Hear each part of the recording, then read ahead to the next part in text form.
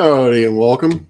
I'm Professor Parks, PhD, and yeah, I know I've gone live a little bit earlier than I had listed, just hour and 15 minutes earlier.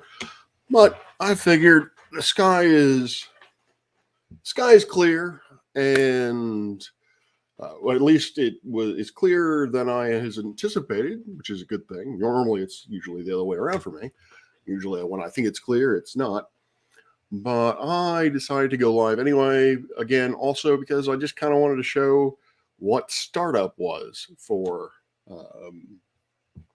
here at the George Mason Observatory. Additionally, I think I might have a comment.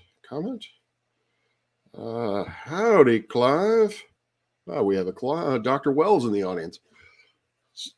So I figured that, before I was contemplating going live early, which obviously I have, but I was also thinking, I do have a bit of setup that I want to do. And I figured, what the hell? I'll actually, pull back the curtain and show you essentially the startup procedures of our observatory. And also, I'm going to be picking a target tonight. I think before maybe I've discussed them a number of times. These pulsating variables called Cepheids.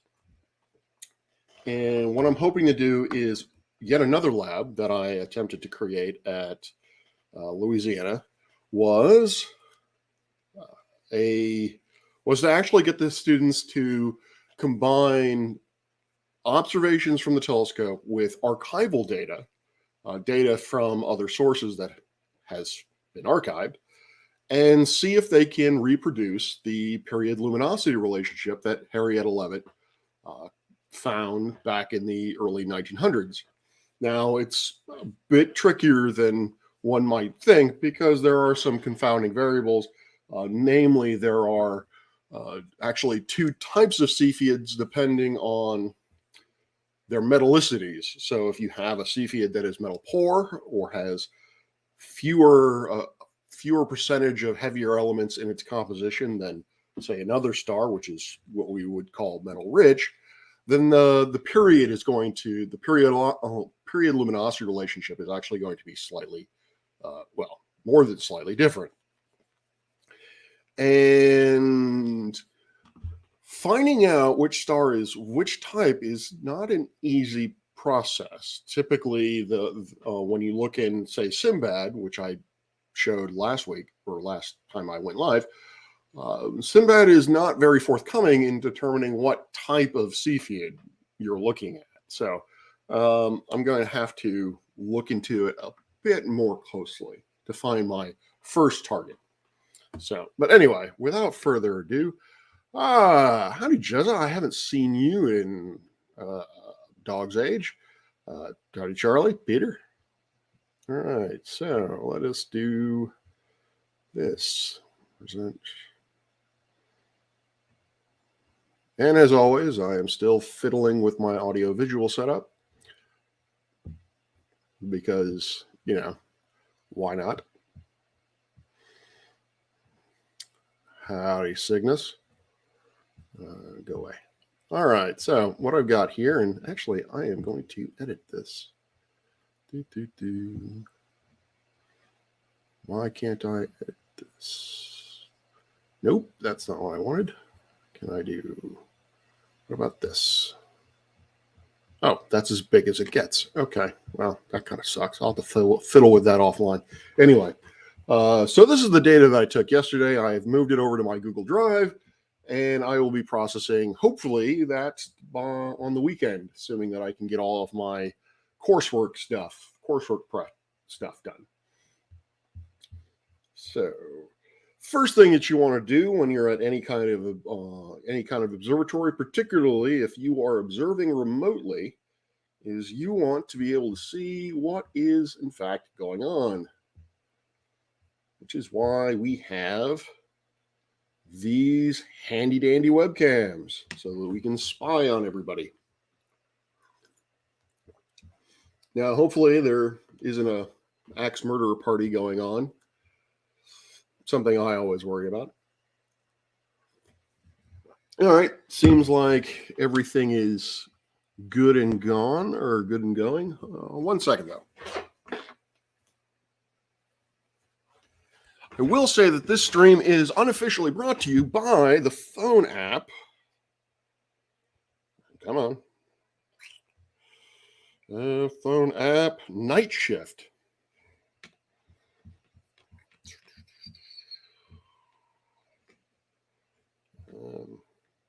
That one. So I just recently found this thing. I don't know how I found it. I think actually Google Play recommended it to me. But why aren't you loading? All right, let me close it. But when it's working, it is this fabulous app on the phone, and it's red because it preserves night vision. So if you want to use it in the field, you can.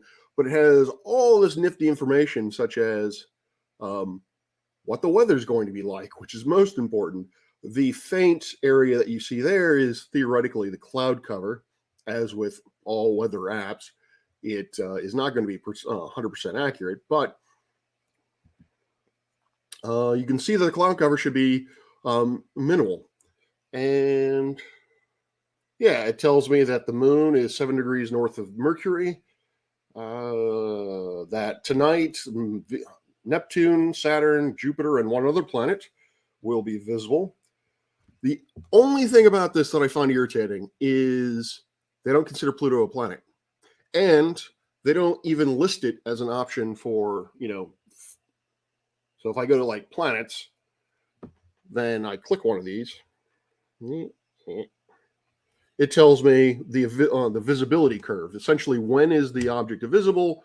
When is the object visible? When it is above the horizon and for how long? And I don't have a dwarf planet option. So I'm basically, the app is really no good when I want to look at Pluto, which is one of the things I want to look at tonight.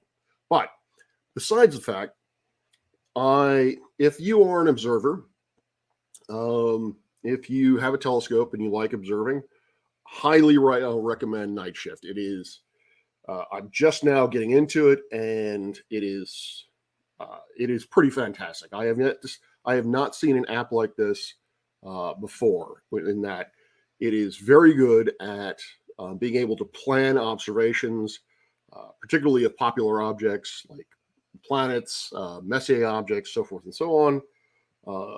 So yeah, I think I'm just now getting into the kind of cutting to the surface of it. So anyway, there's that. SpaceX is polluting the sky again. That's a shame. I mean, yay for global internet. Woo! Global internet communication. We all love it. So I'm not seeing any major problems with what's going on. So I'm going to,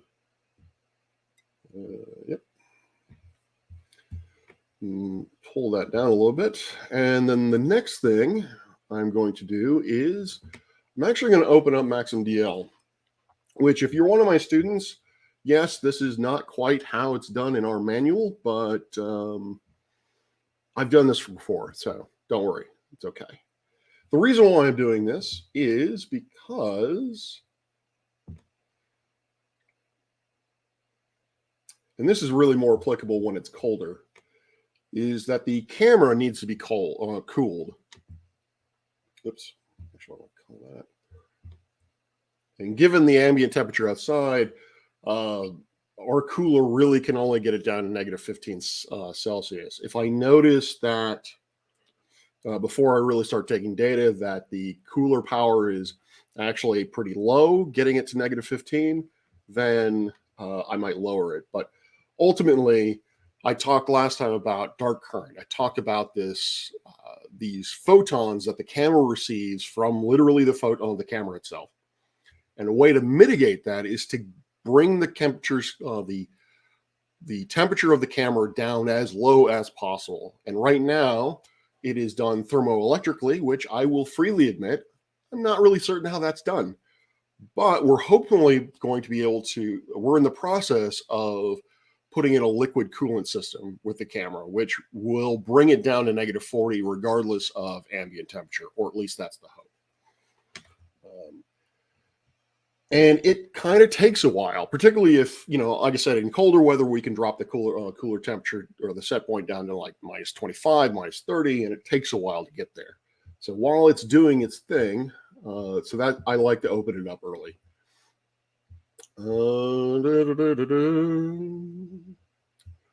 Now I'm going to connect to what the. Okay, run into my first problem.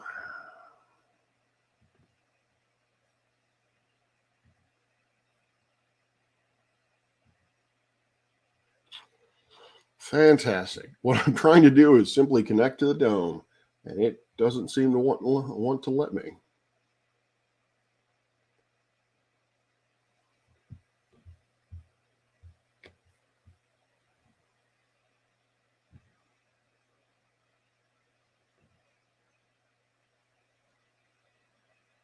Okay, it connects to the telescope. That actually is kind of unexpected. I would have figured that would have crapped out too, but apparently not. Just you can only watch this thanks to satellite internet.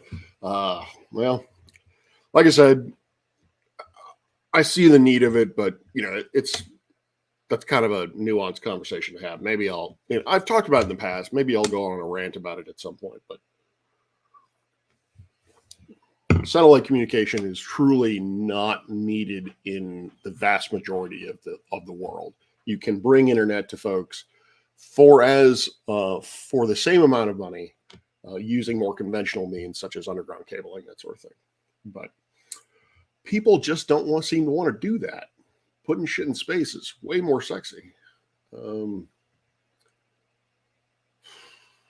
know I'm gonna, like an Alzheimer's patient, I'm just gonna keep clicking this, but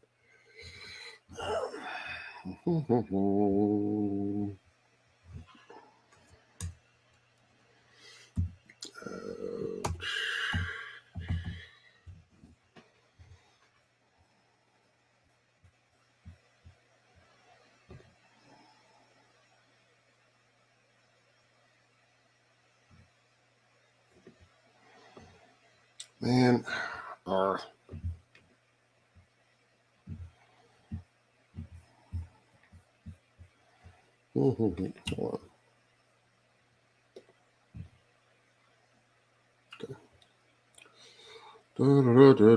Nope, that's not one word. Right there.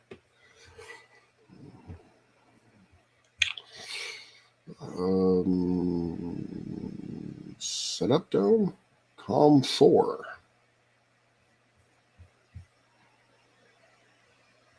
Pretty sure that's where it's supposed to be. Let me check my records.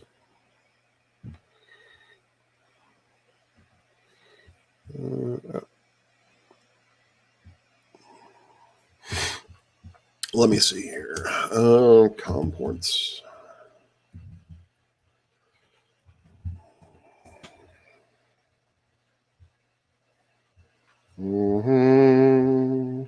We occasionally have problems with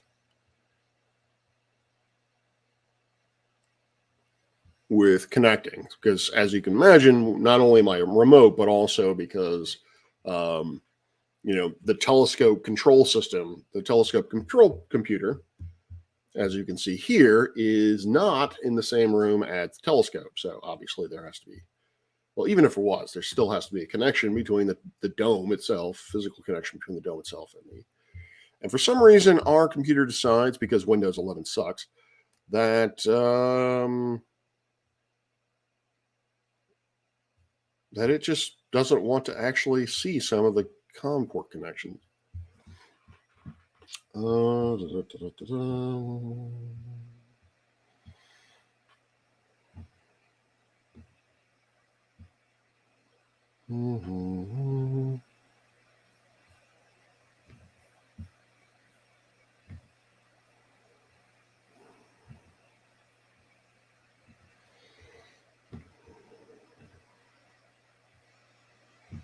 Device is working properly.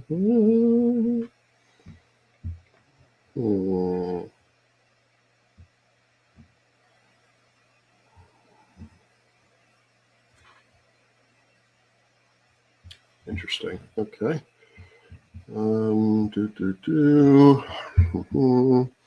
I know this must be wildly exciting. Problems need a container. That is true. And that container is often Windows 11. Have I mentioned that I don't like Windows 11? I don't know if I made that clear enough for folks.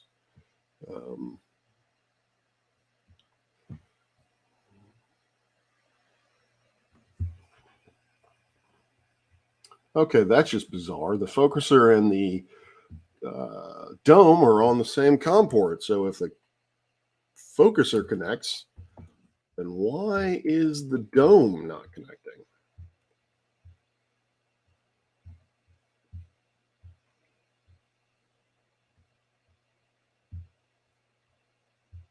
Sure.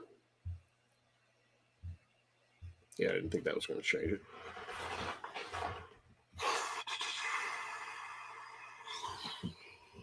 Um, I would like to use a Linux computer, but the issue becomes that a lot of telescope and camera control systems are. I'm sure there are telescope and camera control systems that can run on Linux. However, in my experience, uh, those require a lot of time investment because they are not tailored to really anything. You have to basically put in every single sort of parameter set that you need, such as the specifics of the mount, the specifics of the cameras, yada yada. Um, it comes down to what's easiest, and unfortunately, Windows programs like the Sky and MaxMDL are typically easiest to use, and they're only Windows based. I don't even think they're Mac based. I don't think you can get either of them for Mac, although I could be wrong about that. I'm pretty positive I'm wrong. I think with the SkyX, I'm fairly certain there's a Mac version. With MaxMDL, I'm not sure. All right. Well, if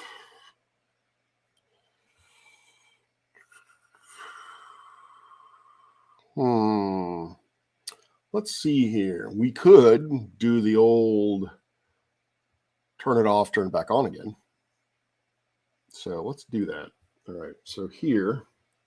Oh, see, in minus 15, I don't know how well you can read the screen, but at minus 15, the camera power is at 72%. I don't like having the camera power over 75% because in my past experience with other cameras, that tends to add electronic noise to the images.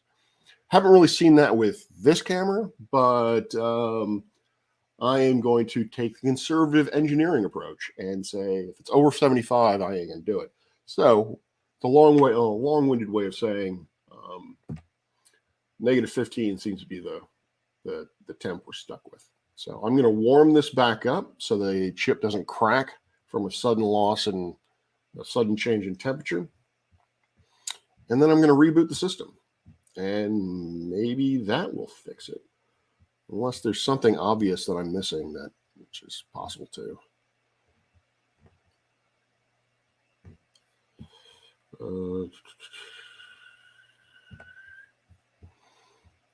Shut down. Let's disconnect telescope.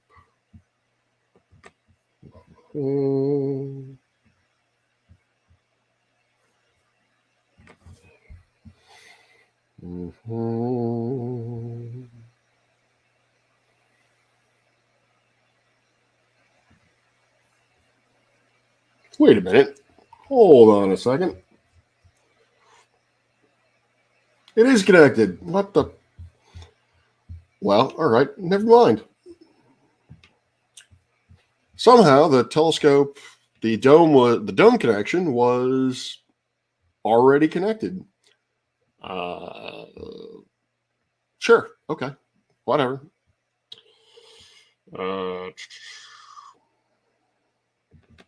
Let's bring that back up. No, I do not want to start.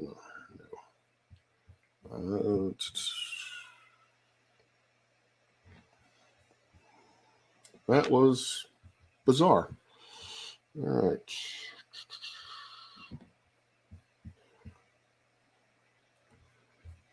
So I am now going to home the dome so the dome knows where it's supposed to be.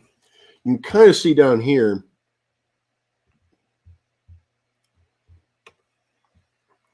Here's white stuff. Those are clouds.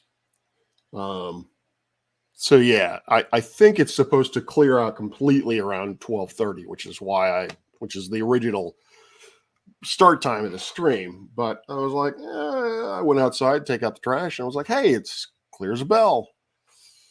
And of course, nature is mocking me. So there you go. All right, so it's homed. I'm going to open it. It's going to take a while because the dome is slow.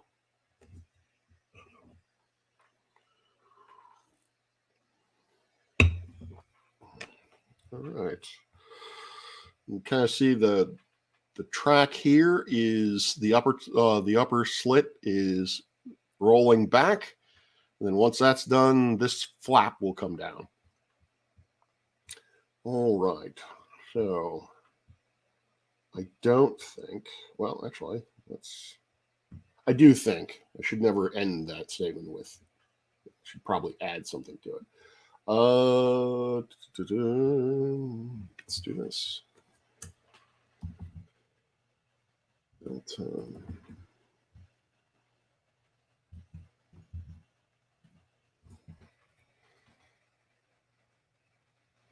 Okay, or not. All right. Whoop. That's not what I wanted to do at all.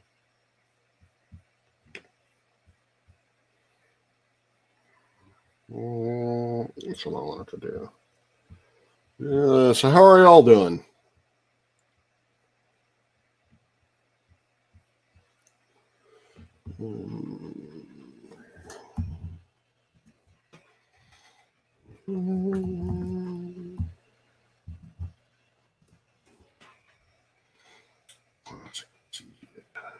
It's pretty damn bright.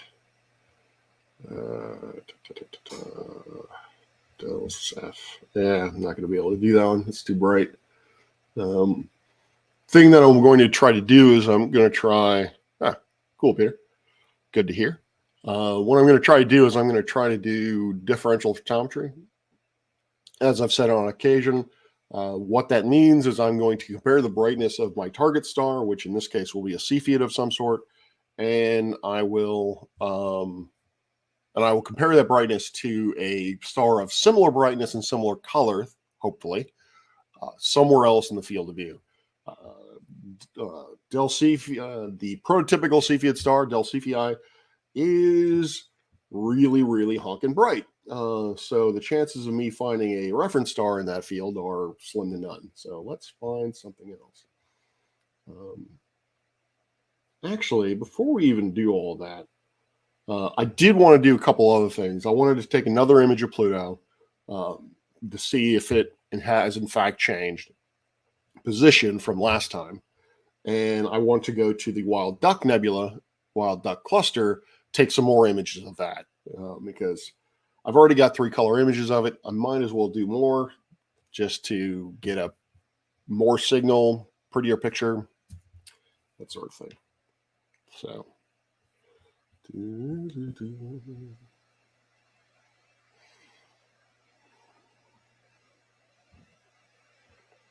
Well, dome looks like it's open. All right, well then, actually, let's just go to Pluto. That seems like a thing to do.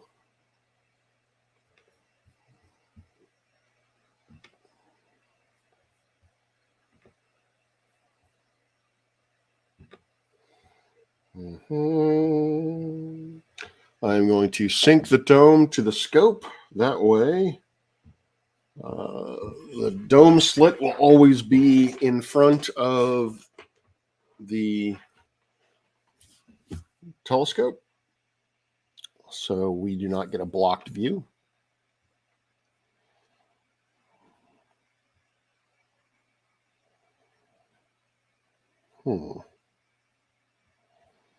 Wish there was a way to fix this.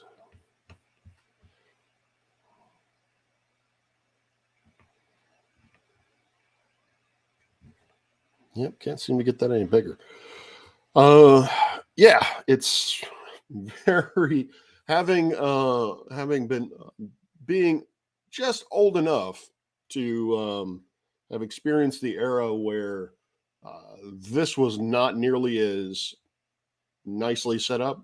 I have to say, point and click interface is way better than having to do this using being on site with a uh, control panel and a readout of right ascension and declination, which you're then comparing to either a book or a laptop computer. So, yeah, way easier. All right, where was I? All right, so we're there.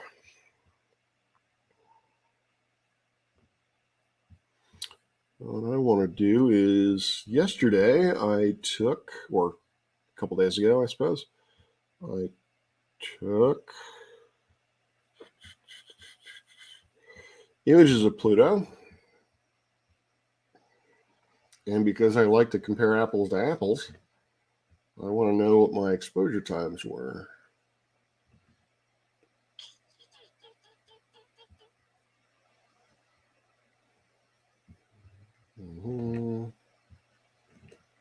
There we go.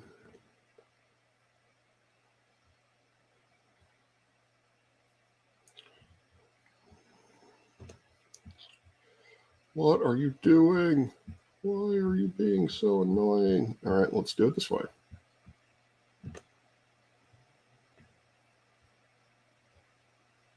That would have been easier. And I still need to figure out what that aberration is.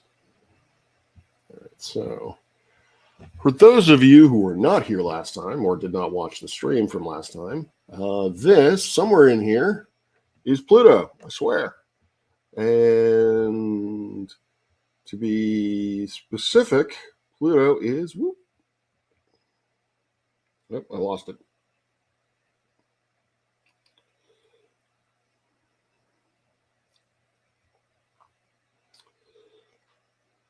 I lost it again. It's right there. That's Pluto. Right there.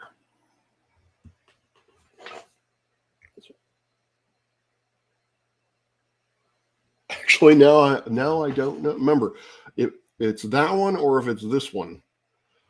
Thankfully, Bob, the science guy, if you haven't subscribed to Shamrock Banks Observatory, do so now. He is a fantastic observer. He actually helped me confirm what I had suspected. Yes, that is, in fact,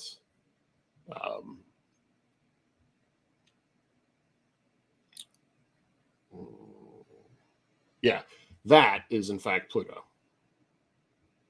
Darn it. Keep losing when I scroll.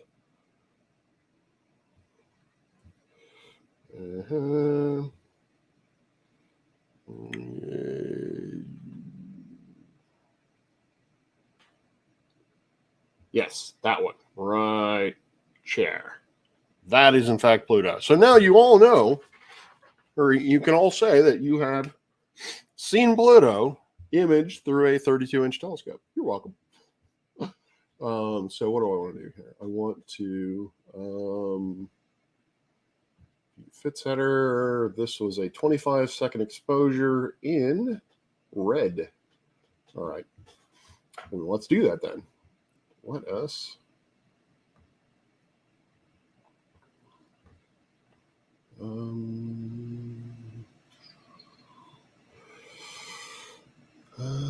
single star. 25 seconds in R. And away we go.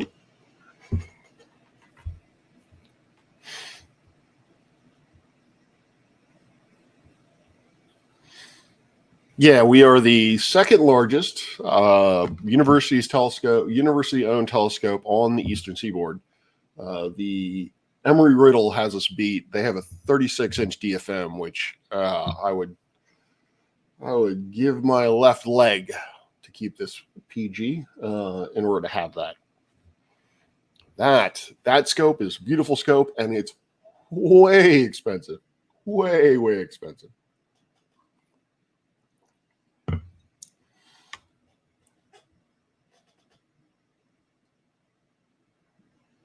What did I do wrong? I did something wrong. What did I do wrong?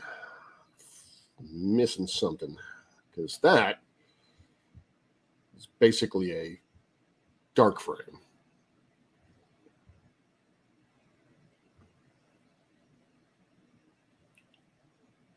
Okay. Normal lights, 25R.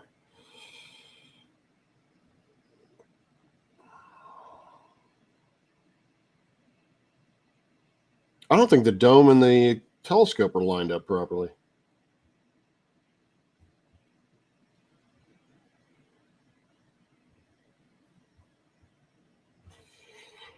All right.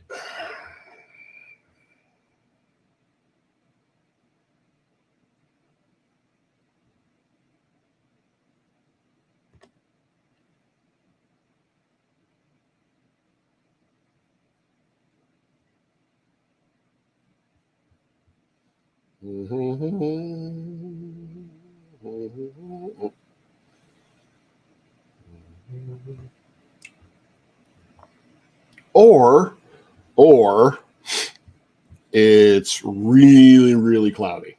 But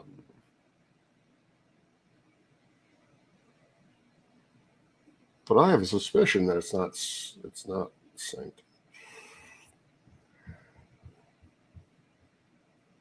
Let's try that again.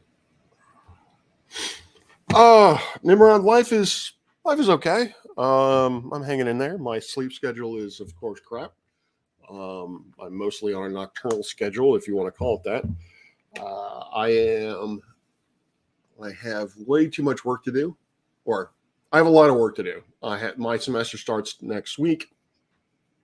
I'm still putting the syllabi together, putting the lesson plan together. So yeah, it's just and I'm entirely revamping my introductory astronomy class again, because last time I taught it was a complete failure. And that class has something like, I think its registration's up to 250, 275. So yeah, that'll be fun. Oh, wait a minute. Those are stars. So yeah, telescope did not sync well.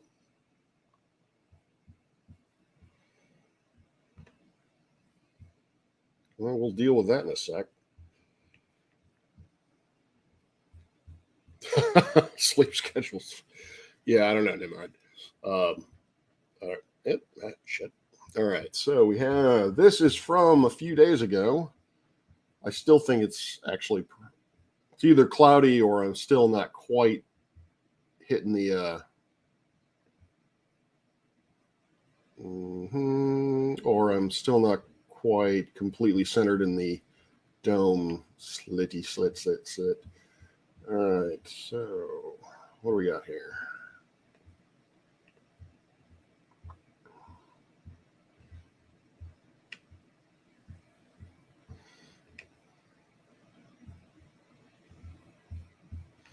Let's do this. Do 25. Do 25. That way they're the same. So we've got this set of stars. We've got over here. We got these sets of stars. We got this set of stars. We got this ginormous bright buddy there. So as I said, Pluto was this one. So we've got these two. We've got these two. We have these two. So we have these two. We have these two. And if I come straight down, I get to Pluto.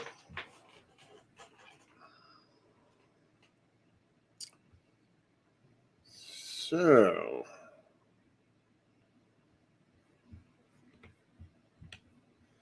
no, you go away.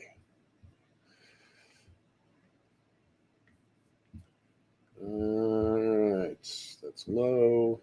That's medium. Come on. There we go.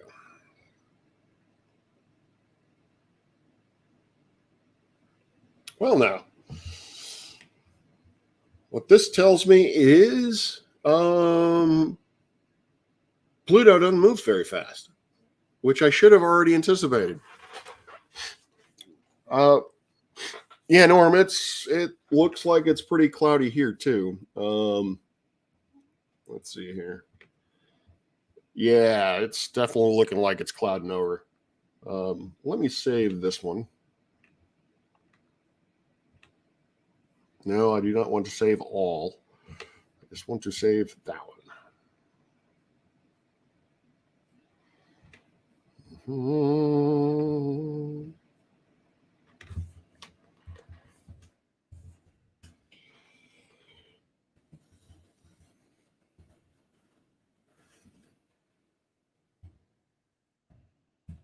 Okay. So at some point, I'm going to actually figure out what the what's the word I'm looking for? Angular velocity, I guess, of what is the speed of Pluto on the sky, and figure out when next to take an image of Pluto so that I can actually get obvious motion. Because Pluto is 40 AU away, roughly speaking, depending on where we are in our orbits. So yeah, I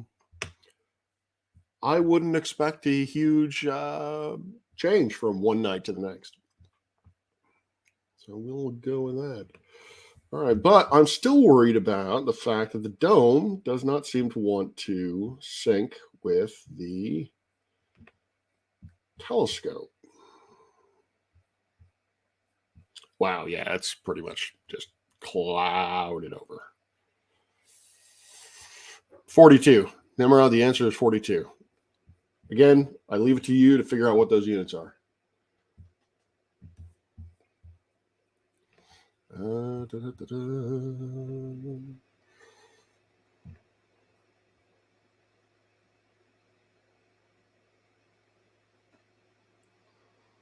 All right.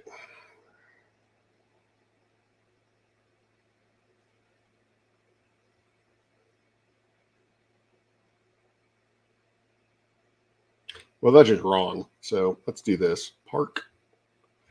Since, it's cloudy, we got time.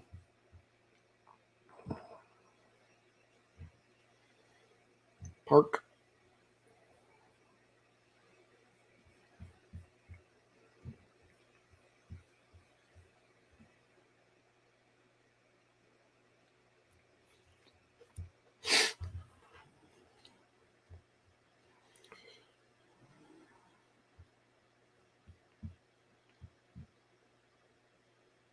It is parked. Oops.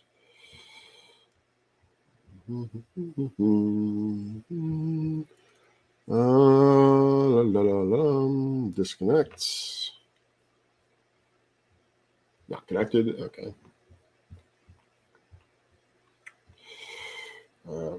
Make sure that this is not connected to anything. It is not.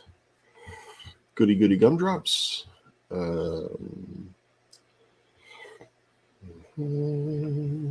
So let us disconnect. Connect.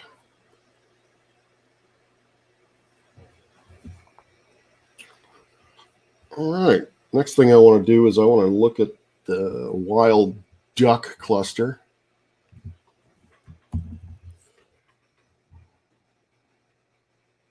Oh, which is basically right there. Slew to that. Yes, I want to slew.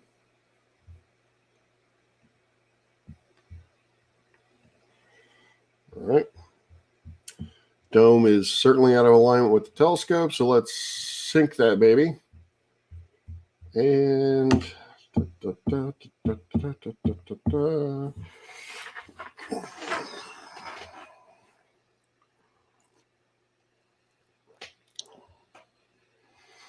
Hell, I'd love to visit Ireland for a few days. I don't know about live there, but I certainly would love to visit for a few days. I don't know if I would appreciate the weather because I've heard it's cloudy AF is all the time. Probably also gets dark really easily or really quickly.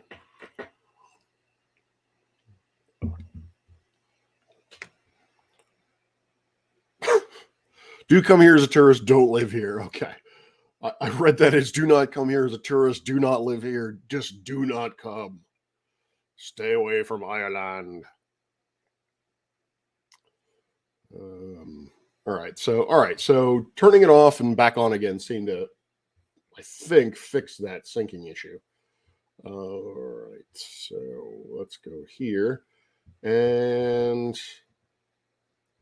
let's take an image of a really crappy sky. That sounds like a plan, doesn't it? Close that.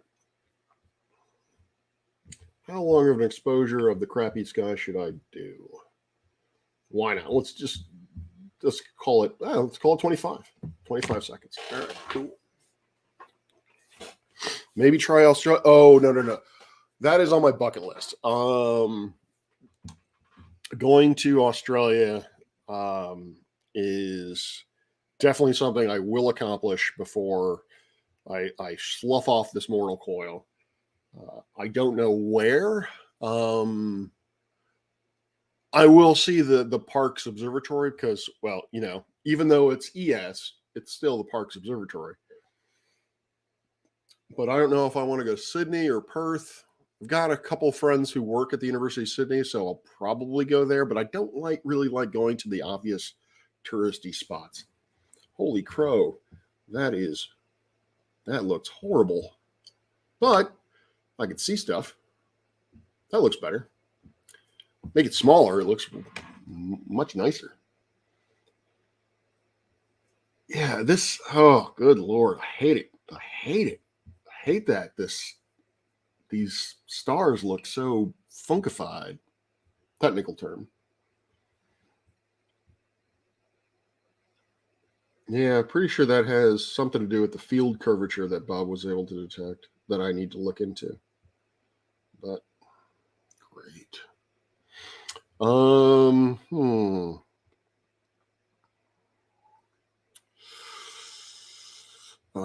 Let's see. The weather is shit. It gets dark so much faster and longer in Sweden. And it gets, yeah. Well, yeah, Sweden is way higher up. I have never tried to observe the question mark galaxy, which would indicate to me that no, it is not easy to observe. But I could be very wrong.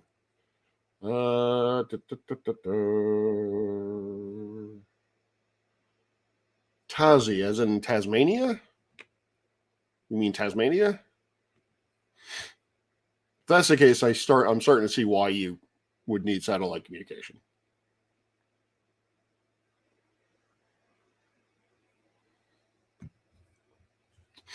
Yeah, I would think so too. But I am a barbaric American, and so when I think of southern or central Australia, I think of a barren wasteland populated by Aborigines and dingoes. So, yeah, I'm probably very, very wrong because, as I said, I'm a barbaric American. But that's what, naively, that's what I think of. Tasmania. Yeah, maybe I'll come to Tasmania. I've heard you got some great devils there. All right. Let's just take another exposure here. It still looks pretty friggin' cloudy. I don't think I want to do photometry through clouds, even light clouds.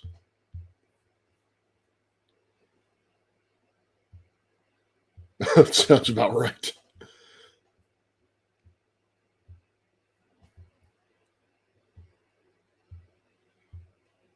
I think the Parkes telescope is outside Sydney, but I could be very, very wrong about that. And by outside, I could also be meaning like, I don't know, 500 kilometers.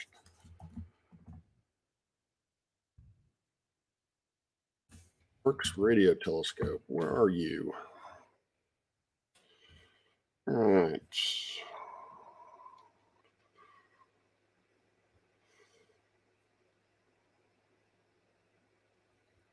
Come on, Googly. There we go.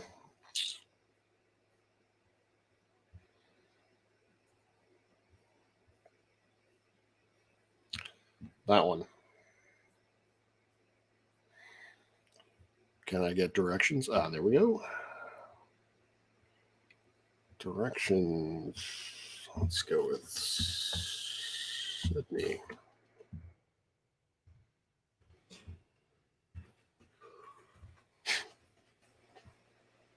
So yeah, just outside Sydney.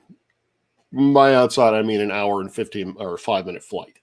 So, wasn't off by 370 kilometers. All right. Ooh, Newcastle. I like Newcastle beer, but I don't think that's where it's from. Tasmania. But yes, Australia, that area, maybe Tasmania. It's definitely on my bucket list. I still don't know about New Zealand because I think New Zealand is a beautiful country, but unfortunately, it got spoiled by the damn Lord of the Rings movie. I feel like I've already been there. I probably just need to get over myself and just go. All right, this actually looks pretty decent. Well, decent-ish.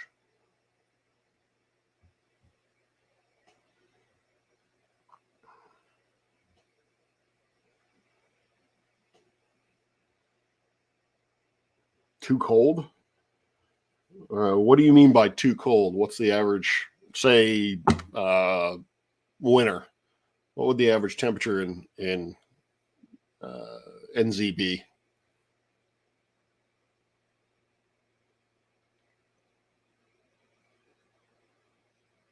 Oh, Newcastle Brown Ale is. Oh, sorry. So yeah, Newcastle Brown Ale is actually made in England, right? Yeah. Ah, cool.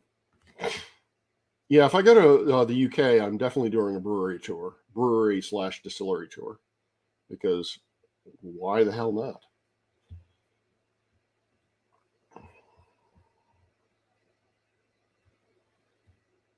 All right. How am I getting an image like that when it looks like the clouds are just all over the place?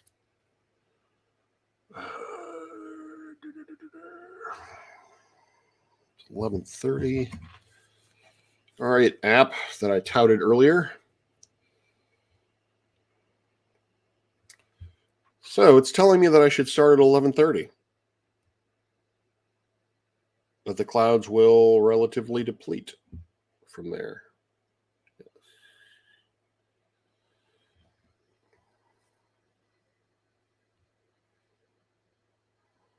That is not what I wanted to do. Oh, best observing targets tonight. M13.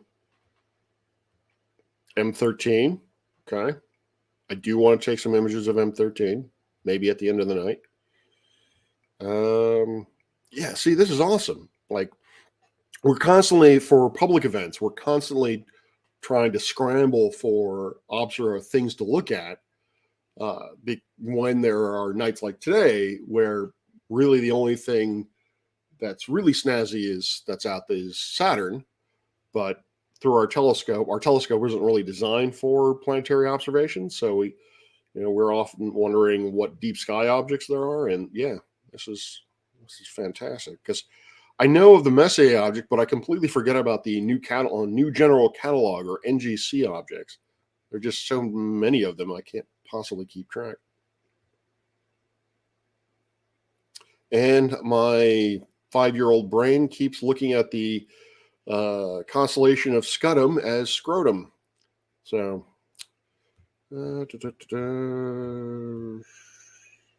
anything less than 20C is freezing? Really? Yeah, you and I have way different ideas of what constitutes cold. I hate the heat. I have lived almost my entire life in warm climates and in almost tropical climates. I don't know what you would consider swamp or Louisiana or Florida other than swamp, but yeah, I'm done with that. Done with hot and humid. Sucks. Not going to do it. Can't make me. Jesuit, I'm assuming you're talking about Saturn. Yes, you can in fact see the rings. On a really good night, you can actually see the Cassini division. But I have never seen the Encke division through our telescope, either photographically or through an eyepiece. It's certainly not great for if you want to look at surface features. But yeah, it's people really do like it. I mean, it's not very big, not very detailed, but yeah, it pops, and folks seem to like it. What am I doing here? All right, I'm going to take one more. If it's not clouded over, I'm going to set this thing up to do take some data, and then I'm just going to and then I'm going to start looking at Cepheid stuff.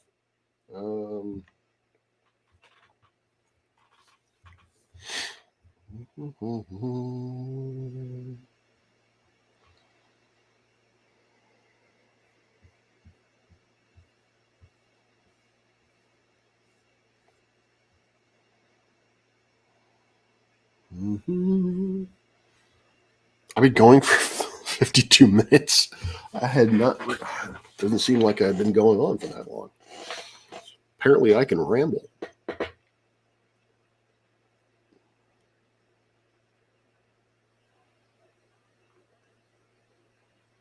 Okay. Cool. Of course, I don't remember, and I, of course, did not take down what the observations were. Wild duck is M11.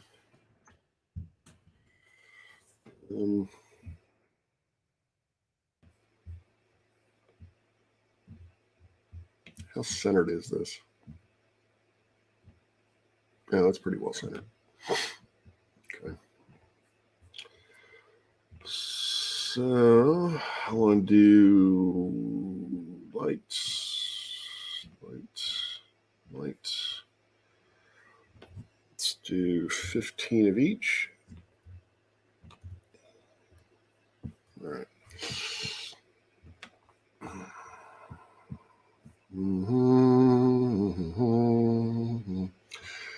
If I do want to do Cepheids tonight, at least at some point, basically just to, I'm not going to get an entire light curve because Cepheid periodicity is, the pulsation period is anywhere between 1 to 50 days. So I certainly am not going to get a full light curve. Really what I want to do is I want to take enough data so that I can determine what sorts of error bars I'm going to get, or what I would expect students to get.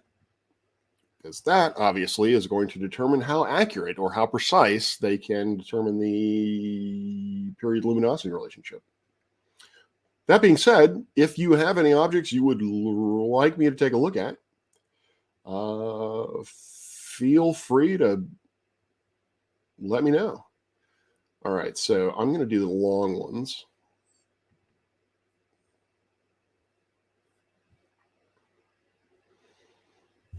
Okay, this.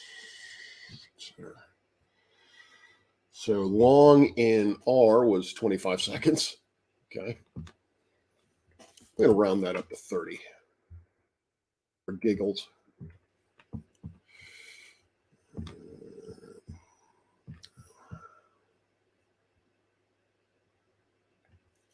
Whoops. God damn it. Just gotta kill that. All right.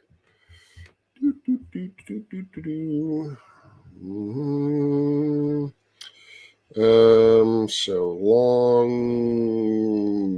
blue. All right, long blue.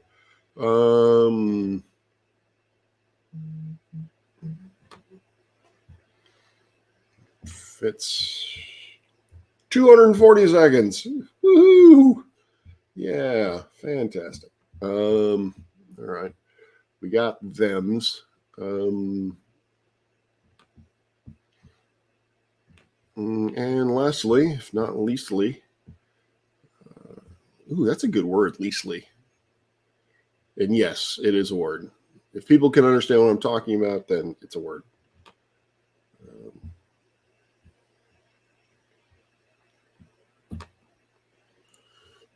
120. Wait a minute. R was really 20, 30 seconds? I don't believe that.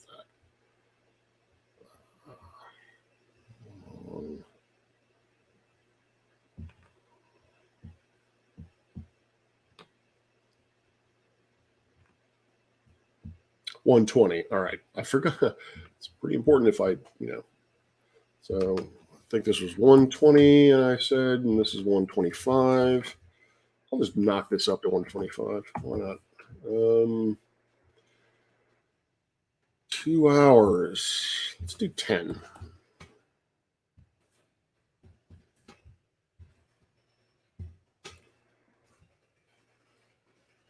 12. See if we can get this up to 11. Ooh, almost 1.5 hours. I like that. That works for me. All right.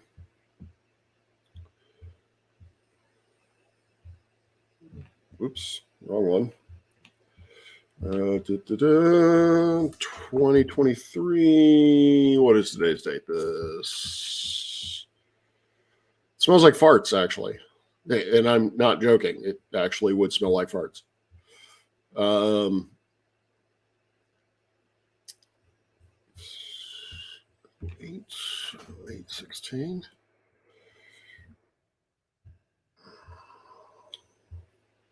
Okay. Apply. Okay, and away we go.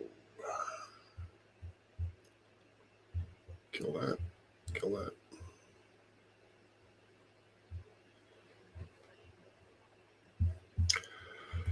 So for the sake of stream, I'm actually going to leave. Whoops.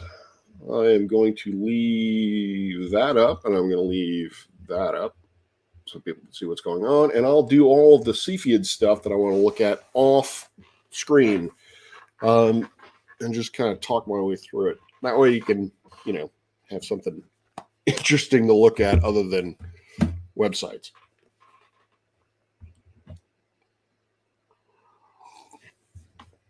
Floor planet just can't win. Yeah, no, can't. Actually, while we're talking about that, go away.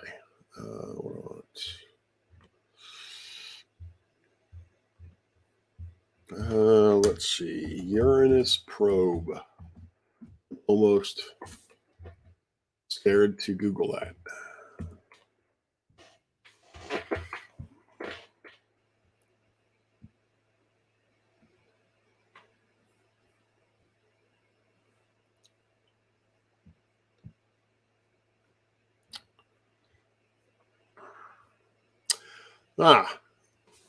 This is from September 16th, 2022. NASA asked for suggestions for the name of its new Uranus probe, and naturally, chaos ensued. Name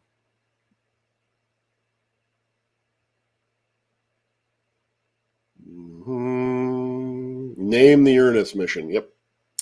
I knew that was going to go badly. And if it isn't Buddy McAssface, I'm losing all faith in humanity. Oh, here we go. What's this? Ah, shit, it's a Twitter, or it's an X post.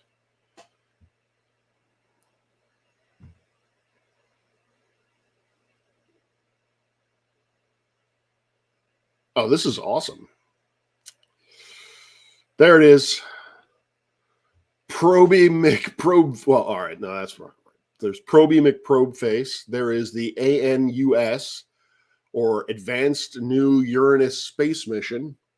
There is the BUTT, or Better Uranus Telemetry Tracking. Bootylicious, Charmin, Deep Dive, Enema, Mission Colonoscopy, Operation Butt Plug, Our Anus, POOP, or Planetary Orbital Observation Probe, Pegasus.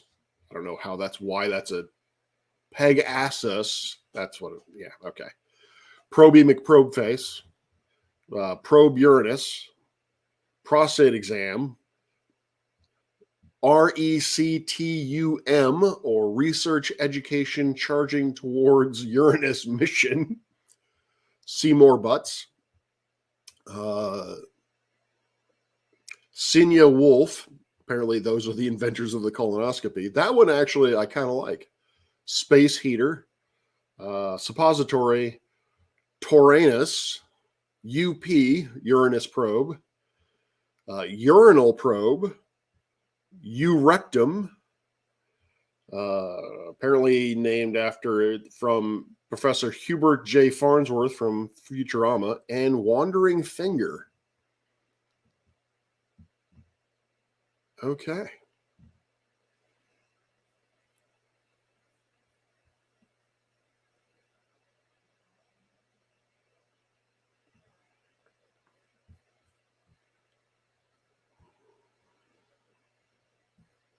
Wonder what it's actually going to be named. I think this might be Juice.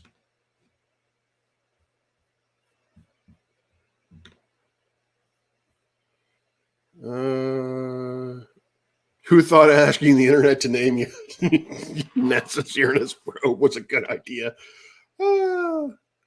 Exactly. All right, so let's do this. I think this has become Juice.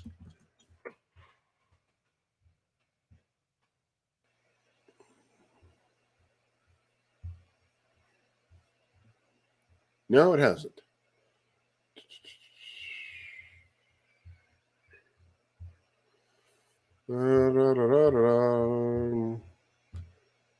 I think it has the.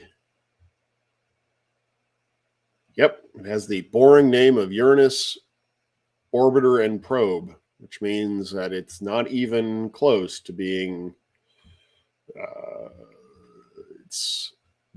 I would say that it's in the developmental stage. I would be surprised if this thing actually launches, which is a shame because we really, really need to look at Uranus. So yeah, because the only images that we have of Uranus at this point are Voyager images. So yeah, we've been we are not exactly data rich when it comes to actual imaging of Uranus. Mm-hmm. All right, there we go. Make that pretty. So these are all. Oh, darn it! Forgot to change the suffixes. These are B images. These are images of the wild duck cluster. And apparently, am I buffering? Wild duck cluster, which is an open cluster. M11. You can look it up. I've never taken a picture of Uranus. I have. It's on our computer somewhere. And yes, I do mean the planet. I did not take a picture of the other Uranus and put of my Uranus and put it on my and put it on my work computer. No, that would be slightly inappropriate.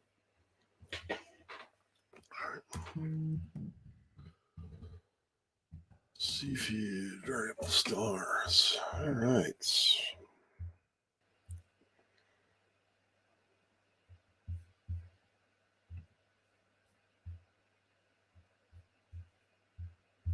This is not list. This is just telling me what they are. I already know that. Database. Ooh, I like that. David Dunlop. Canada.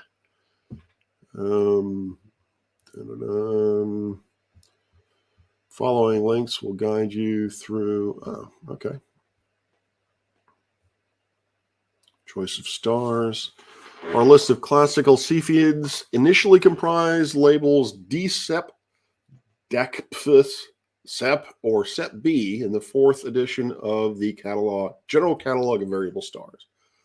Okay, I can look there. All right, let's look there.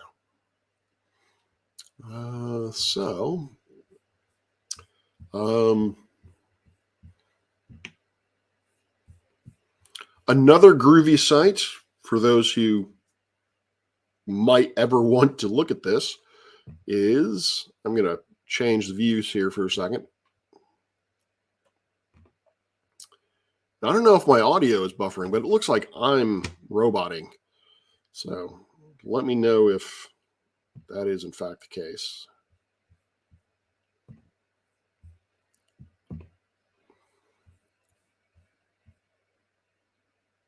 So there's this groovy website, which you can get to from Sinbad, which is called Vizier, also run by the French. And yeah, it has every catalog of stars known to man. Actually, let's see. Does it have mine?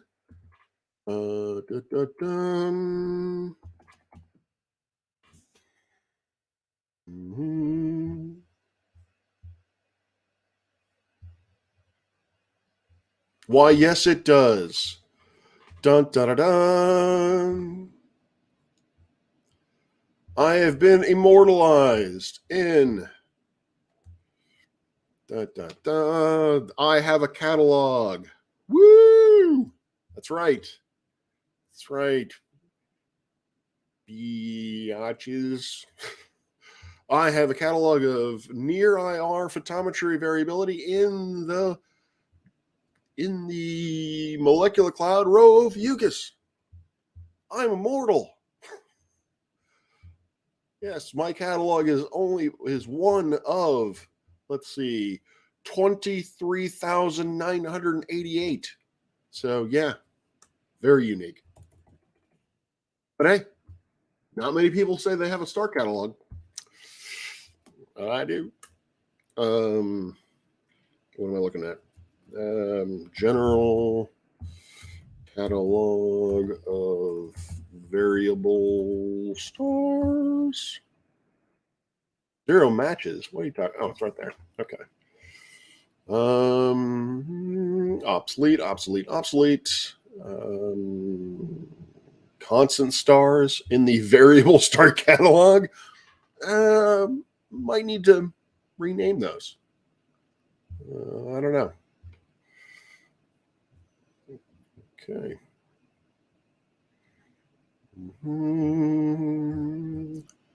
Action. Oops.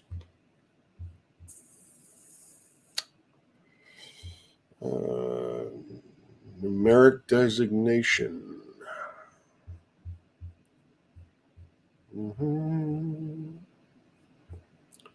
That's not helpful at all. Variable star designation. Note G1. Okay. Well, let's try this. DSEP. Oops. SEP. Submit.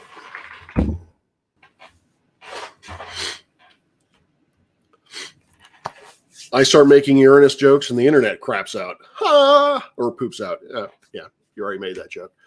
M31. What is going on? M31 is not.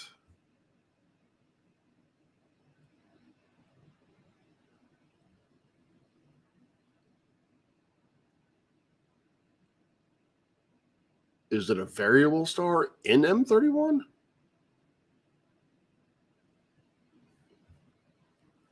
Oh, S and.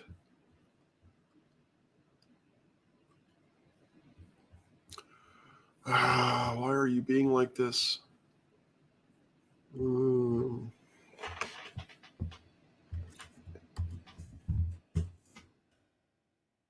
Classic Nova. What the fudge? What the fudge? Go away.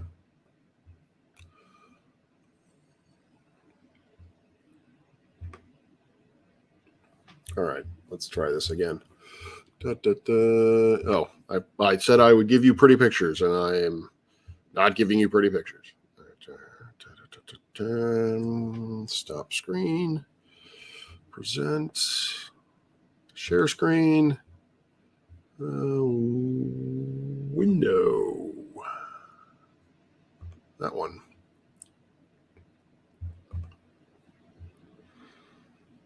There you go. Not much has changed. Although we're still looking in the B. Looking in the B. Oh, hey, howdy, Judy. Yeah, I'm looking at the wild duck cluster that I took images of before. Earlier, I took an image of Pluto. Surprise, surprise, it has not moved. Notably. Is there any star named Nimrod? I don't know. I would suspect not, but I could always look. Nimrod. Nimrod. Now, there is no official star named Nimrod. Sorry. As for how you would get it named, there are a few companies you can buy the name of a star. I actually had one of my classes at Louisiana State actually bought me a binary star. Unfortunately, the designations. So they gave me basically, I got a certificate that said the name of the star and its designation. And yeah, there are at least two errors involved. The position of the star wasn't right, and the type of star that it claimed to be is also not right. So buyer beware. So yeah, according to in this registry, there is Alpha Canis Verdun or something is now called the Rob Parks binary. So honestly, Jezza, yeah, that's how I put it. It's kind of like buying plots of land on the moon. It's like you can, I suppose, but no one will recognize the legality of that once people actually set a lot of boots on the moon.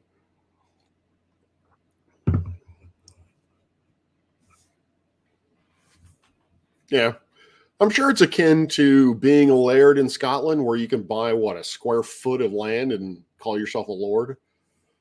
In Scotland, it's akin to that in a way.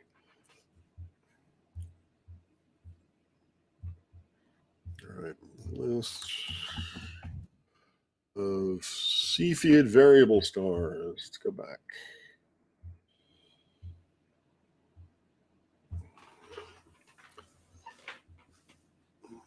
Choice of stars.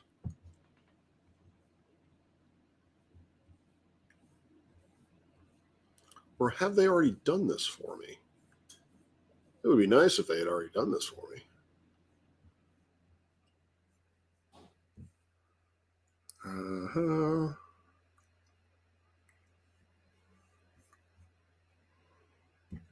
Database of galactic Cepheids.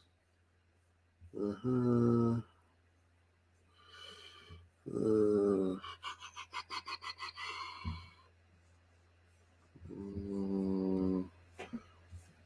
Okay, that just took me back to where I wanted to go. Classic Seafoods Type 1. Yay! I now have a list of a lot.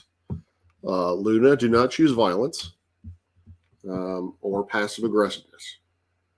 Okay? Do not lay on my keyboard.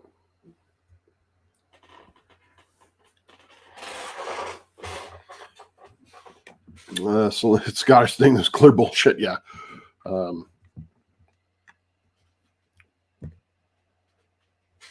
Hey, you, say hi. Or not. Or hit me in the face with your tail. Either one. All right, Norm. See you on the flippity side. Yep. Luna is staring, sitting right off to the side here and staring at me like, why aren't you petting me, stupid human? Oh, must give you hugs. Must give you all of the hugs. Yes. That's why you're here. Say hi to everyone at home. Hello. All right. She's like, no. What are you doing? I can't. Cat, this is an untenable position. You are completely blocking my keyboard. I got stuff to do. Got data to take. Okay. That was okay. You could lay there. That was off to the side. That's okay. No, not there. How about right here? Is this good? Is this good for you? Yeah. Just stay right there. There you go. Good kitty. See? It's still very it suits your needs. You're still very inconvenient, but I can actually, one-handedly use the keyboard. So thanks, cat. All right. So I got a huge, ginormous list of CFeed variables because they are everywhere. Now I just need to find a constellation where Ophiuchus. That is where I can see these. No, this was not an invitation for you to start licking me. Silly cat. All right, so we've got Pegasus would be a good option. Andromeda would be a fairly decent option. We got Pisces. We got, what do we got?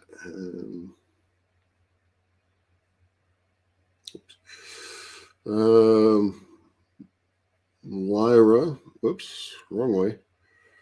Actually, anything in Cygnus would be probably a good idea. All right, let's check out things in Cygnus. Let's see if we have any good ones in Cygnus that we can look at. Well, we have a lot of them in Cygnus to look at.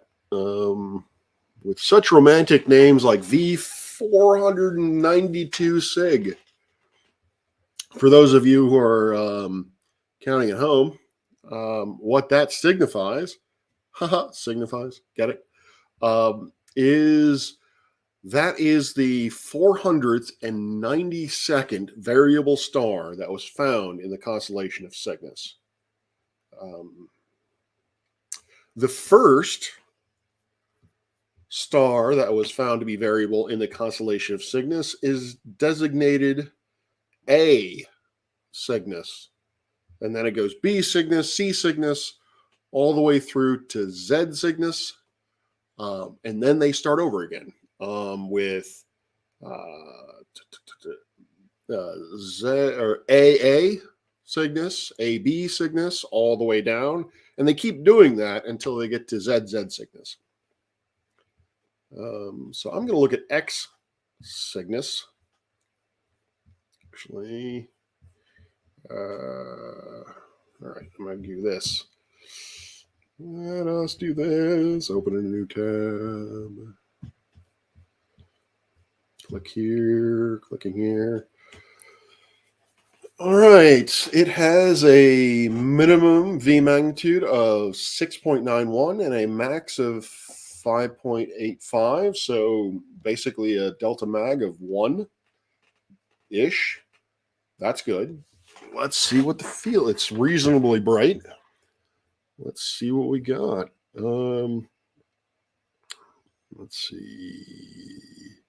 Ophiuchus, yes. That is, in fact, the third zodiacal constellation that astrologers like to ignore. Although, to be fair, it does depend on how you define the boundaries of constellations. So, it's the 13th zodiacal constellation in how the astronomers have designated Ophiuchus. So, for example, and I don't know if I can show this here.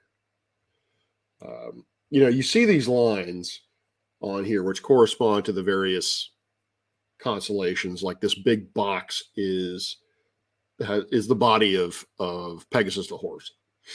But what's not located here, which I don't know if I can actually show or display. Nope. Constellation, asterism objects. There it is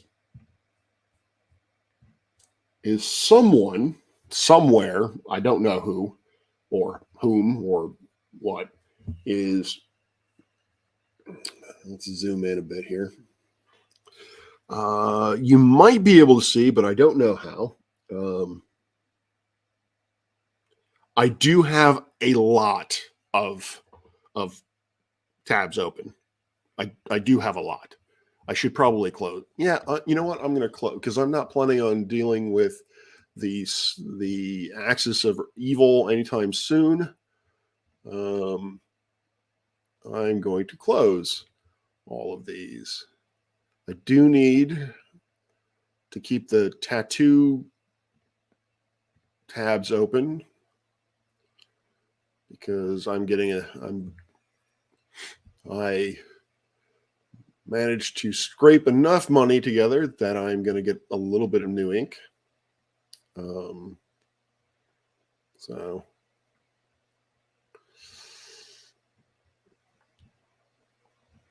I had to sacrifice a major investment in my life because of my financial situation. The benefit of which is that now my cash flow is a little bit better than it was. So now I can get new ink. Yay! I'd rather still have that investment, but life is life. All right. Okay. So anyway, what was I saying? Yeah, I don't know if you can see it here, but there are faint lines that trace out around the constellation, and these are the constellation borders. Effectively, what the astronomers have done is partitioned the night sky into states or provinces or countries, I guess. So each of the constellations has a boundary now. So anything located within that boundary is now considered to be part of that constellation, even if it was canonically not. And what I mean by that is having lines through it to make a pretty picture. There are stars now in constellations that were not a part of those drawings. And so with Ophiuchus, that very well may be the case, is that the sun, it goes through a very small portion of Ophiuchus. So it might be that the ancients really didn't consider that part of the sky as Ophiuchus. So there is that for all of those out there who are worried about, astrology. Let's see. I'm turning wrong. All right. Yes. Actually, no. Luna only licks as a preamble to biting. It's her warning shot of, hey, you need to stop doing whatever it is you're doing, or I'm going to bite the shit out of you. Let's see. Can't we split up a solar year into 13 months? Yeah, that's basically, if memory serves, that's the lunar calendar.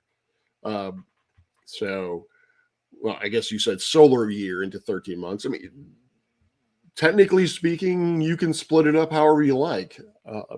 One of the things that I was talking about this earlier today, one of the things that I find kind of ironic among the flat Earth community is that they always seem to want to call, the star lights in the sky, that's simply God's clock or what have you. It's just there to make a calendar. And what I find to be fascinating about that is, if I were, if that were the case, if I were a supreme deity and that's the sole reason why I created stars is to make clocks and calendars, I would have done it a little bit more evenly. Um, the rotation of the Earth is not exactly 24 hours. From a solar perspective, the orbit of the Earth is not exactly 365.25 days. So determining a temporal system, either the time of day or a calendar, is a chore. And that was one of the major things that astronomers had to do in antiquity. Is that was most of their job was to not just devise a calendar, but also continually update it over time, because no calendar system is perfect. Not even ours. Not even the Gregorian calendar system. We have to constantly add leap seconds and leap years and stuff like that. It's very hard for me to actually not swear. I don't know what that says about me or not.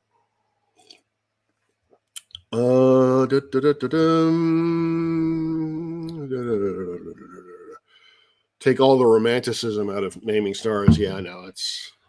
I am a bad person. X Sig. Let's see here. What's your star field look like? Might still be too bright.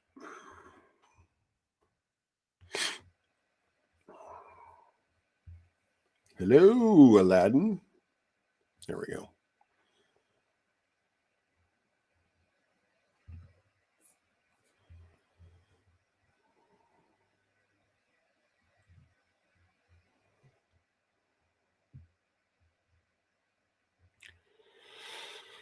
Oops.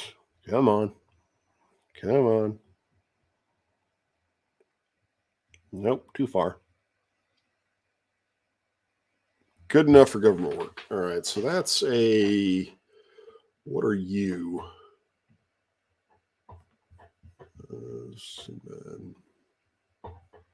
There we go.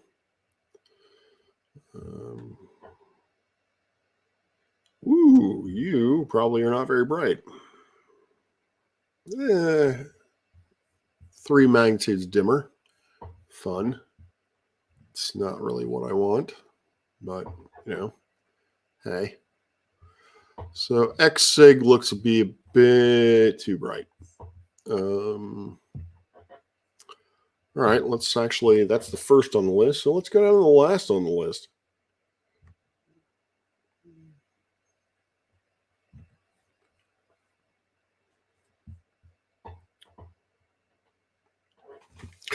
Seems like God must be a little lackadaisical. I don't know. I think that. Oh, interesting. Whoa. Okay, never mind. That's not a good star. That is a really crowded field of view, and that is a really crowded star. Let's go somewhere in the middle. For my money, my issue is that's the only reason why, God or whoever put the stars up there was for a calendar. Like, if you only got one job, they didn't do it very well. That would be a no on that one.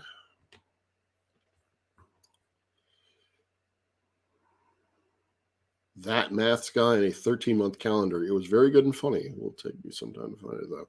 Okay. Ability to swear easily means you don't teach small children. That is very true. I do not teach small children, although I do interact with them on occasion. La, la, la. Oh, we're still shooting in B. All right. All right. How about CD Sig? CD Sig? Is that good? Yeah, come on.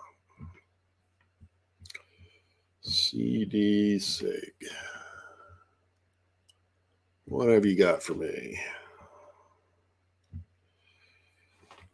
All right. Over delta mag of over larger than 1. Period is roughly 17 days. I'm liking it. Let's see what Aladdin has to say about it. CD Sig.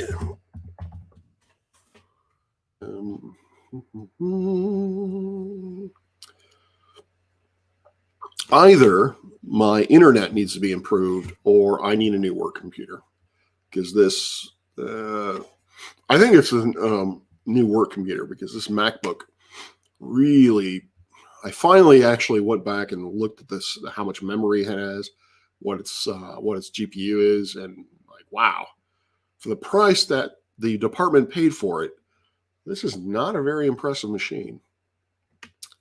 But in only 2 short years, I will qualify for an upgrade. Woohoo! And I will be a little bit more specific about what my purchase should be. Holy crow, this is a crowded field. Although it's Cygnus, which would, that makes sense. It is in the Milky Way, so I would expect it to be crowded.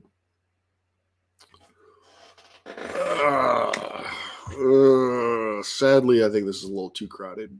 So, bye-bye, Sig. CD Sig, you are not what I'm looking for. How about TX Sig?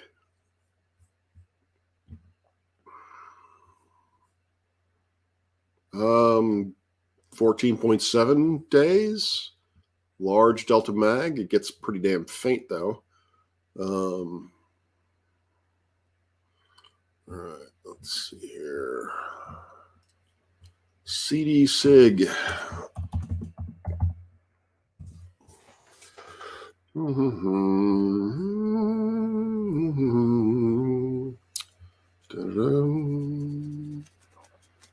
Or T-Rex Sig.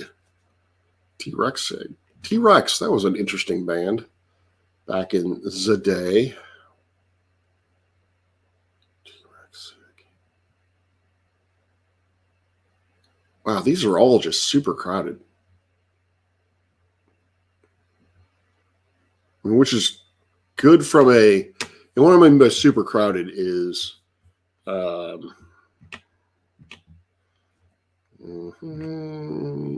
this. Share screen.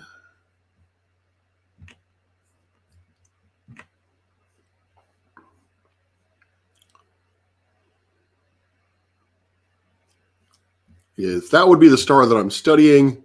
So there is a good selection, well, possibly a good selection of stars, but you can see there's a whole lot of stars right next to my target star, which makes extracting the light from just that star and not everything else around it a bit tricky. But on the flip side, when I actually take yay clouds, when I actually take take an image, I'm not going to be able to see a lot of these background stars because they are very, very faint. But I know they're there. Maybe I do not want to go into the Milky Way. Maybe I need to pick a different constellation.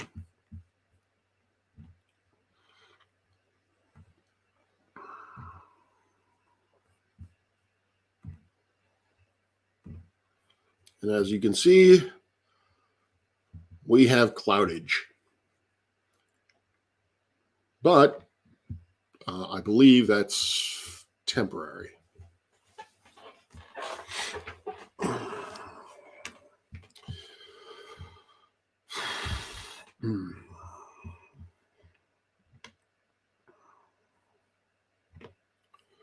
All right, Cygnus, Gemini.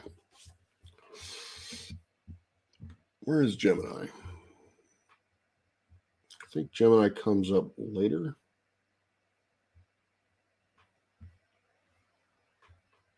High door.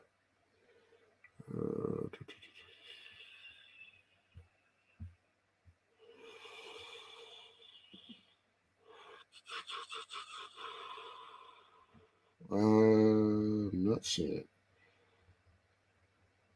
All right, how about this?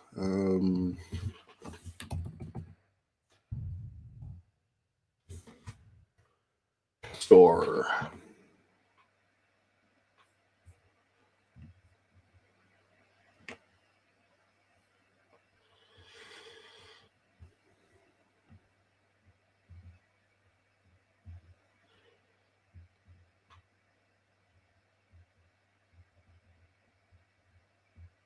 Why am I not seeing Castor?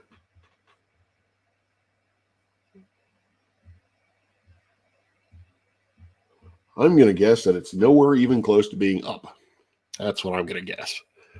All right, so Castor or Gemini, everything in Gemini is out.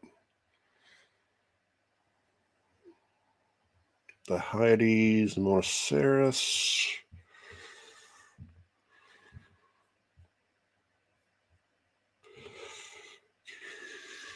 Nope, that is on the other side of the sky.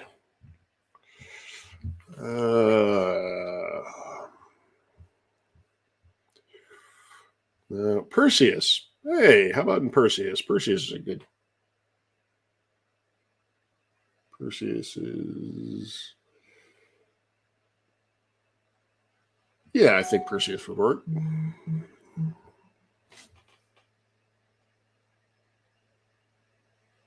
Hey, my book will be delivered today. Fantastic.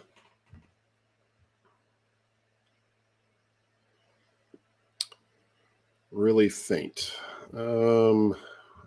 Try it. Let's see here.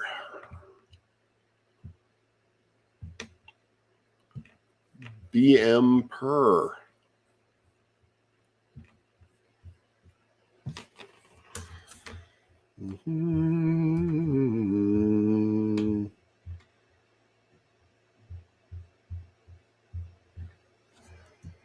BM per. Submit.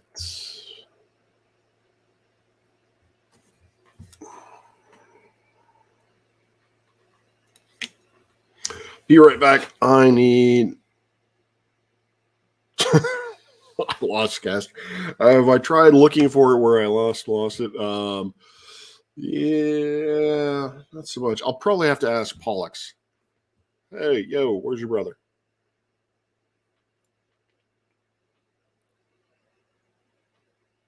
I think I have a winner. Winner, chicken dinner? Or not? Oh, wow. Lovely name that is. 12th magnitude. It's pretty fucking faint. Oh.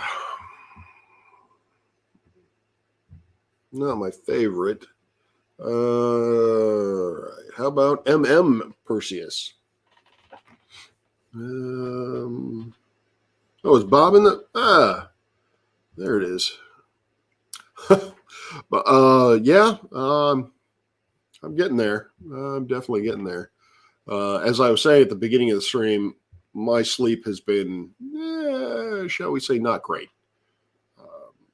A 4-day period, a delta mag of 1, but it's from 12 to 13.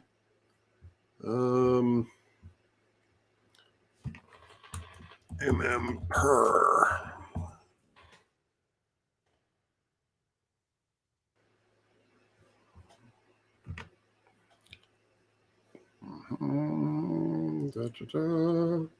Oh, I forgot. Uh,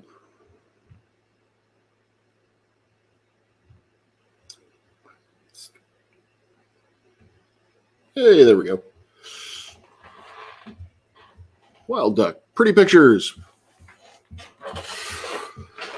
Yeah, I think we have a winner.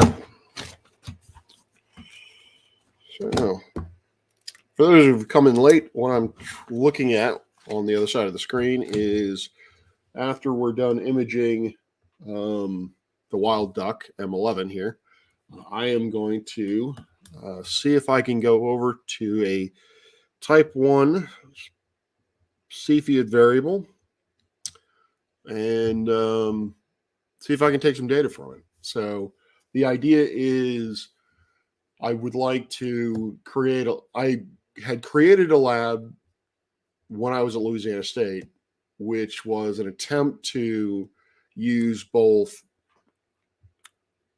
active observations and archival data to help verify the period luminosity relationship that Henry L. Leavitt determined back in the 1913 or what have you.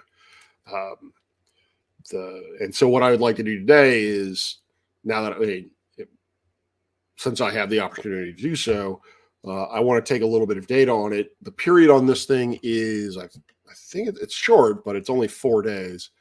So there's no way that I can obviously get a complete light curve tonight, but really what I'm doing is I'm seeing whether and what kind of precision I should expect from this telescope, because I honestly don't know yet. Since we do transiting data here, or since we do transiting light curves here for exoplanets, I would assume that our precision is actually pretty good, but I have not tested it myself. So, oh yeah, I'll be right back. I need sunflower seeds.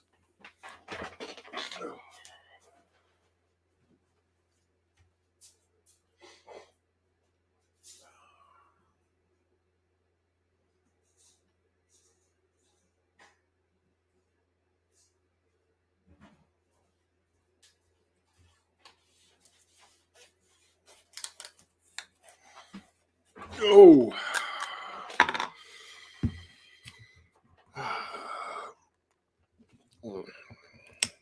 That's true, Bob. Your field of view is wide enough that you probably have a fairly decent chance at actually capturing meteors.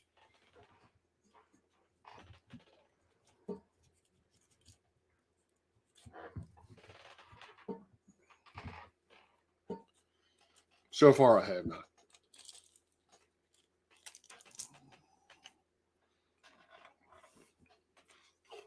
Mark one eyeball.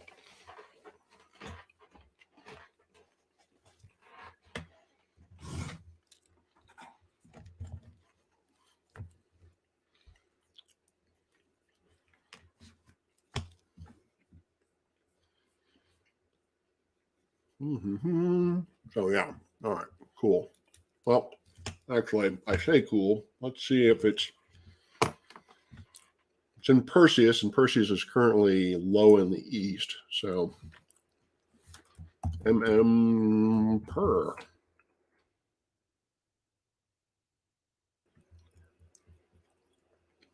Apparently, SkyX does not like that designation. Oh, yes, it does. Where is it?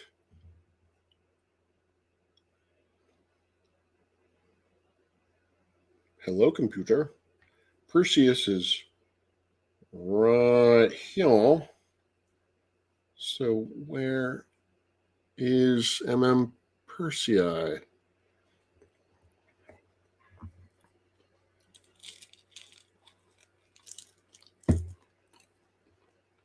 Bob, are you roiding out tonight? Is that what you're telling us?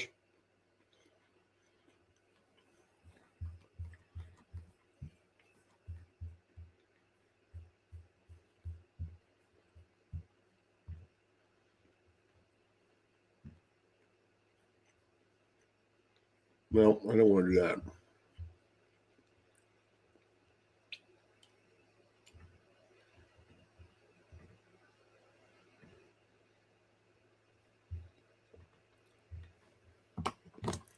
Oh, there it is. I'm blind as shit.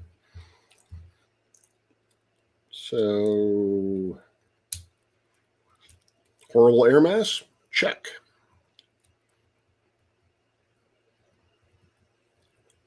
So we've got current magnitude is 12.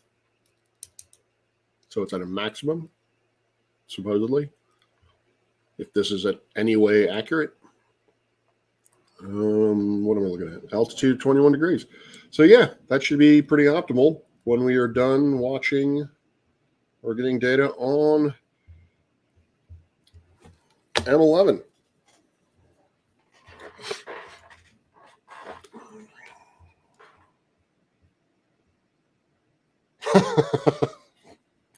Yes, I might have to turn in my credentials if I lose any more.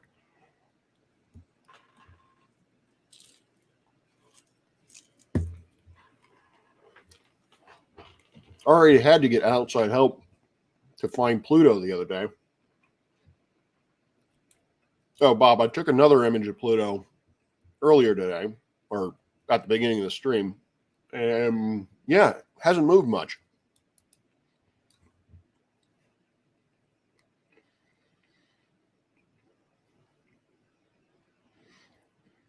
Yeah, so Nimrod, if you are of the two, you can only see Jupiter. Uranus is not a naked eye object. Uranus at the moment, I think, has a magnitude of around 7.5, where the faintest you could possibly see in the night sky is just about 6. Some people, it's a little bit brighter than 6. Some people can see a little bit dimmer than 6, but you really have to be in basically, well, from my understanding, the middle of Australia.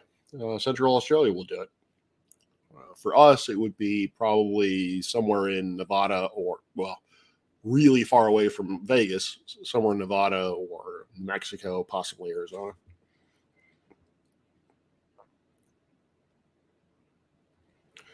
Yeah, if I can, I will be doing the same. I'm gonna. I want 2 images where it is obvious that Pluto has moved, to use as a public outreach tool, as a demonstration of, hey, you ever wondered how Pluto was discovered? Well, this is how it was discovered.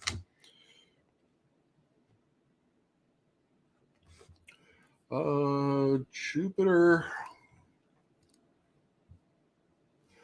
Jupiter right now for me, um, has an altitude of 12 degrees in the east. So for you, I don't know if, are you sure Jupiter is up for you? Because you are in the land of Ire, aren't you?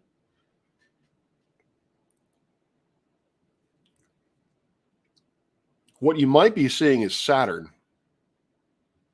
Saturn would be is higher up, and it is pretty bright. It's going to be one of the brighter objects that pops out in the twilight sky.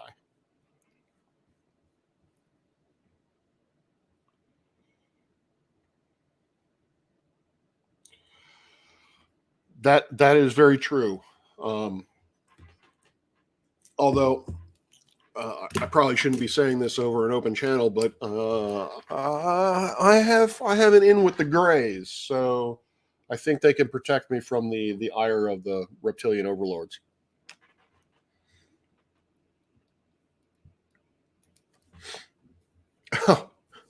um,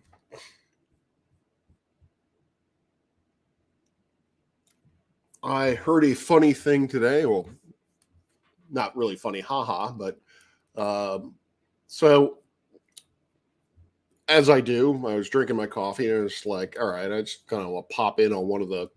I think this was this was MMM, and DMOC was talking, and yeah, he was. His whole shtick was nuclear weapons don't exist. because if the nukes exist, then atoms have to exist, and that's not possible. But he said that the only way that he would believe that a nuke would exist is if you could demonstrate one. I'm like, do you hear yourself, T-Mock? Like, really? You want us to build a nuke and blow it up? And if we can do that, you will believe us. I think for my money, I'm going to let you stay skeptical. If that is that is the bar at which you will believe a nuke exists. It's up about 45 degrees from sea level, and says it's beside Uranus. Well, let's see. Yep, yeah, it would be. So I've got this. All right. Apparently, I've got this wrong-headed. I'm thinking this backwards. Rises in the east. Yeah, that makes sense. You're east of me, so you're east of me, so it would be higher in your sky than it is for me. So, all right. Hand him a smoke detector based on nuclear decay. Well, yeah, I don't think you would quite get that.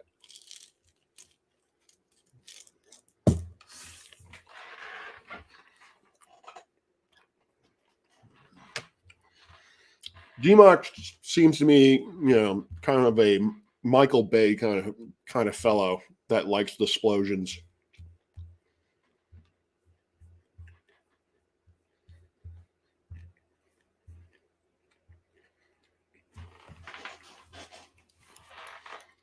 Oh, yeah, okay.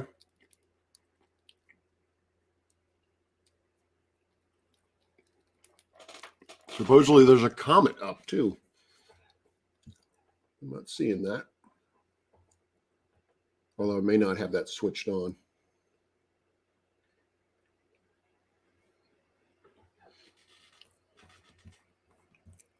It's a cool little app. What's it called?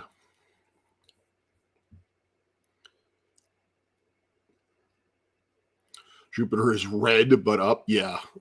Well, it's for me, it's at 12 degrees. For you, Bob, it would be even lower, I would think.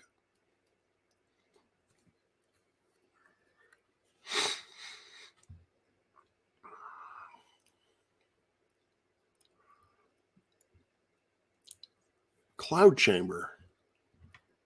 I know I've heard of them, but I, for the life of me, don't remember what a cloud chamber does.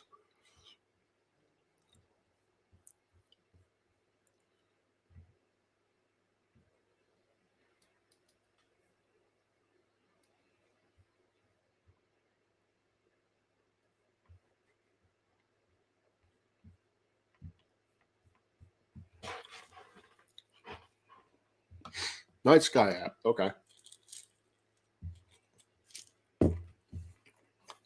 9 degrees for you? Yep. Do you have a sight line to that? Because if you have a 9-degree sight line, you have a very good horizon.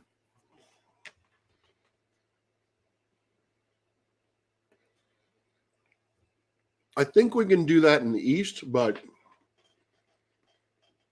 in the south, in the north, I think the building basically blocks up to about 15. In the south, the trees block up to about 20. And in the west is campus. So it doesn't matter what our horizon limit is because it's going to be too bright to see anyway. Do I have night sky? No, I use Sky Map and Skywalk as my. I like Skywalk better than the Sky Map.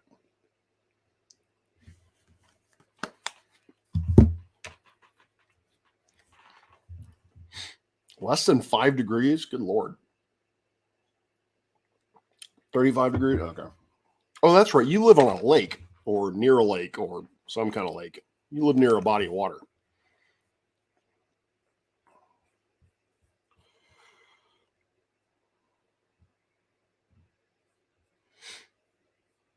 Am I getting drift? What is this? Good Lord.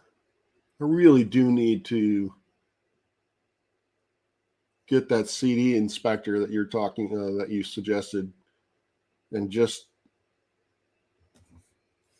get some engineering time and try to figure out what the hell is going on with our images.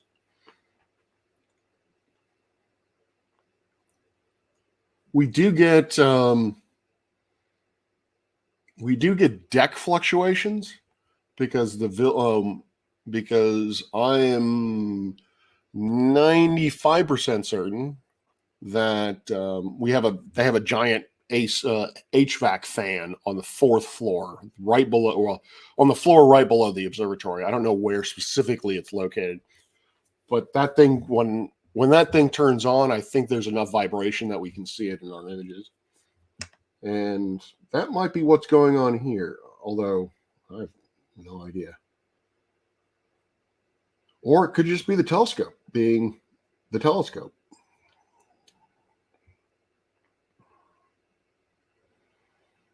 It would be nice if we can get our AO system working, but it's a pain in the nuts. Back focus should be, yeah.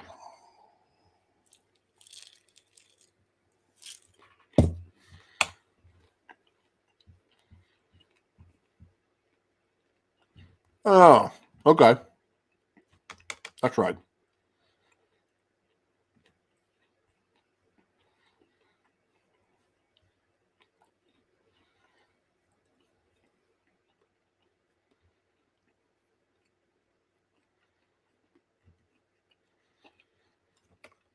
You probably would think it's chemtrails. That would be my guess.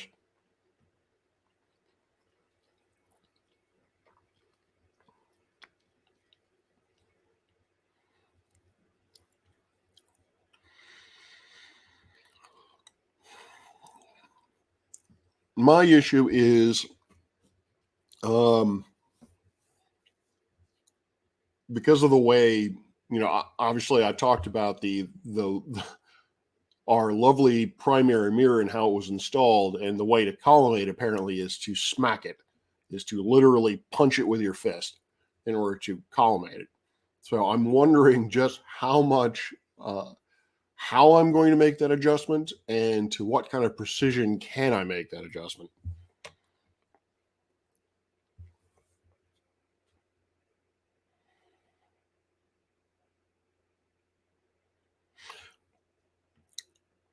Yeah, I think in SkyX we have the ability to load up a cometary and asteroidal ephemeris, basically, so that we know where those objects are in the sky. And either it has not been installed again, or has just not had, or it's just not turned on, because I'm not seeing any comets or asteroids in the sky, in this sky.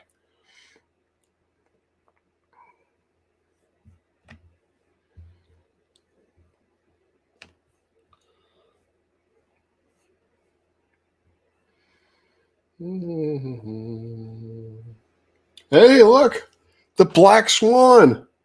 Hey, I didn't realize there was a constellation. There's a Swan Nebula, and then there's the Black Swan Nebula.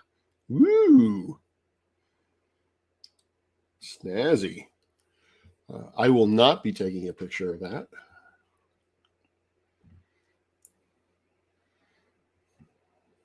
But I do want to see what it looks like.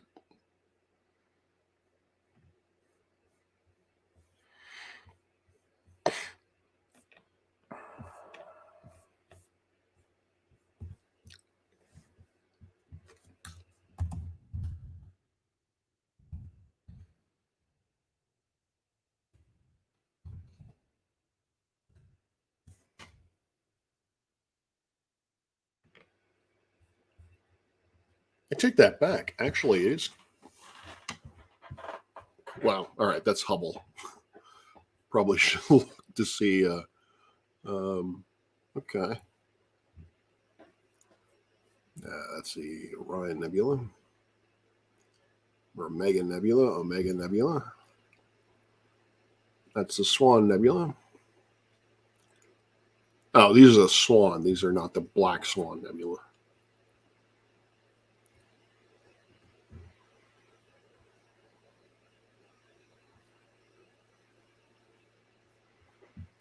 All right, maybe I should do quotes.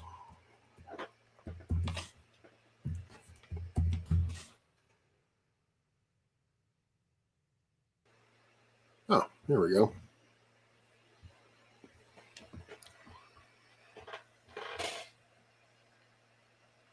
Yeah, fairly certain I would not be able to see that.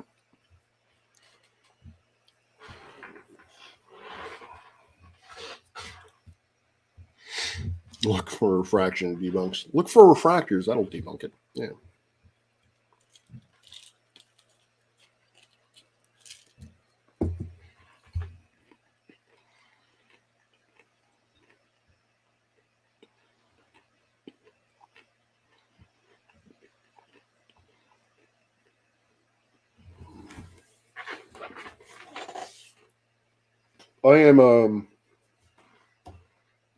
I have absolutely horrid luck when it comes to seeing meteor showers. I've tried 19 times to see a meteor shower, and either the sky was too bright for me to see anything of any substance. I mean, I think I saw one or two, or it clouded over. So at this point, if I luck into seeing a meteor shower, great. But I'm not going to actively try to find one or try to actually observe one because, yeah, it's going to be bad. Yeah, the Black Swan cluster, it's really close to the Swan Nebula. So I don't know if there's also a globular right next to it, which is M17. So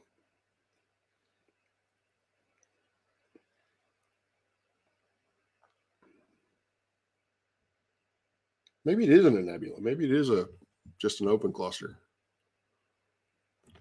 Let's try that. Black Swan cluster.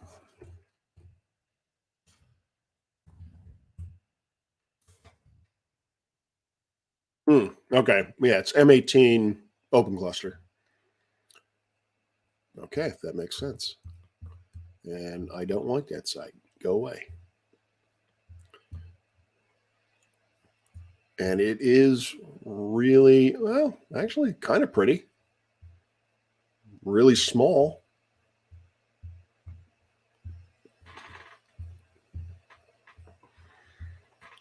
.8 arc minutes. So yeah, very small.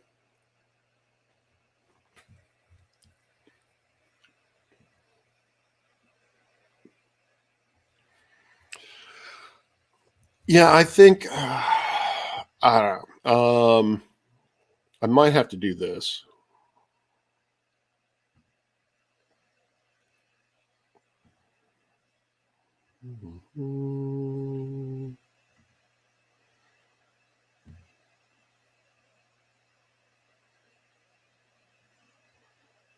Or it could just crash. Is that better? Nope, that is not better.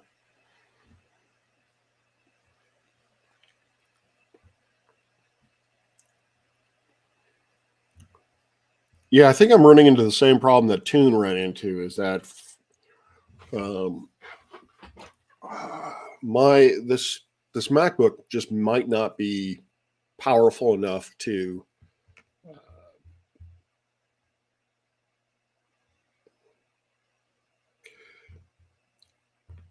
the MacBook or my internet connection. Like right now, I have a lot of things open. I'm VNCing into work, and I'm live streaming. So I think that my computer is just not having it. Could be my internet connection, but I think it's the computer. which means my streaming from home may in fact have to be rethought of. I may in fact have to go back to streaming from my office again, because while that computer's hard drive is kind of crap, it definitely has a better video card.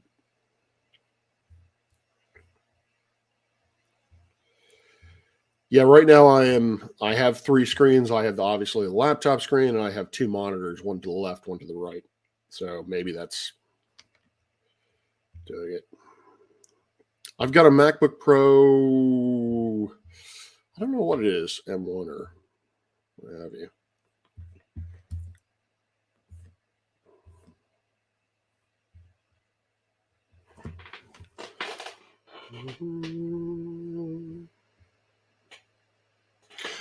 Yeah, I think I can see it on my end. It's just a little choppy.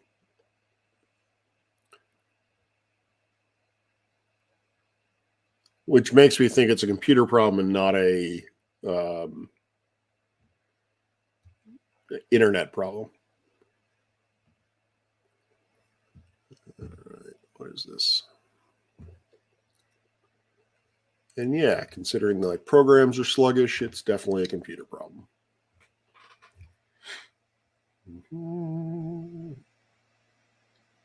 Yeah, 1.4 gig, quad core i5. So, not the best, but I didn't pay for it, so that works. That's true, Judy. If I don't stream from home, then Luna would be very, very lonely. She's laying over here sleeping in the cat tree. I don't know if you were here earlier when she decided to make her presence known. Yeah. All right. Well, I'll figure it out. Maybe I need to disconnect one of the monitors when I stream. I don't know. Or maybe I can convince them to upgrade me early. I doubt it. I strongly doubt it. Oh, did you hear your name? Are you now awake? Are you now awake? Oh, lovely Looney. Love the Looney. Well, we are now in the images. So this is a image of that same cluster, but in green.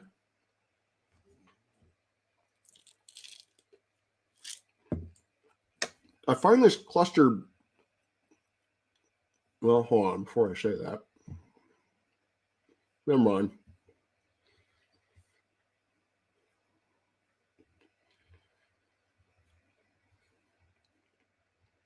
I was going to say I find that culture interesting because it seems to have a lot of members, but it's in the middle of the Milky Way. So what I'm looking at are probably a whole lot of field stars or stars that are not associated with the cluster.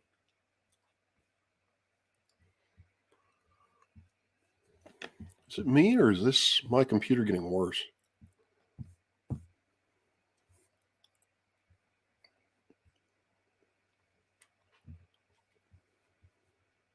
Nope, that's not what I wanted to do. That's what I wanted to do.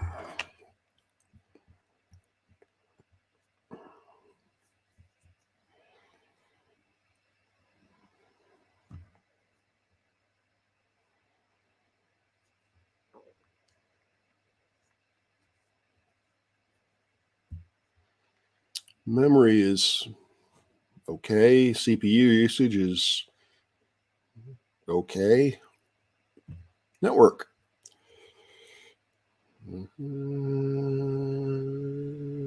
Yeah, I seem to be, it's not setting the world on fire, but I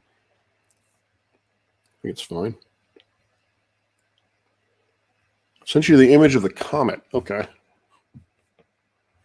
Dun, dun, dun.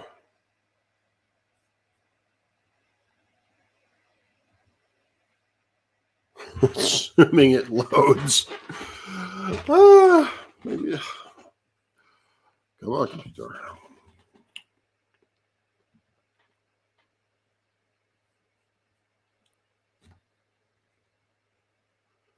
Okay, let's try that again. There we go. So that's true. Really, so long as you can hear me babbling, that's really all I care about. Let's see here. Let's share this screen over here. No, there it is.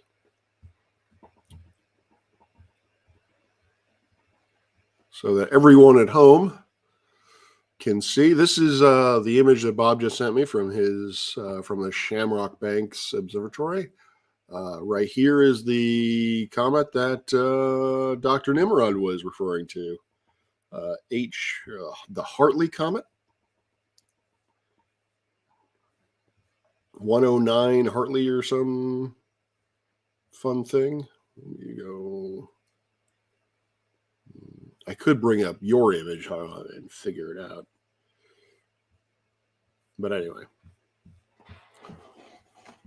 So, yeah, that's definitely a comet. It's fuzzy.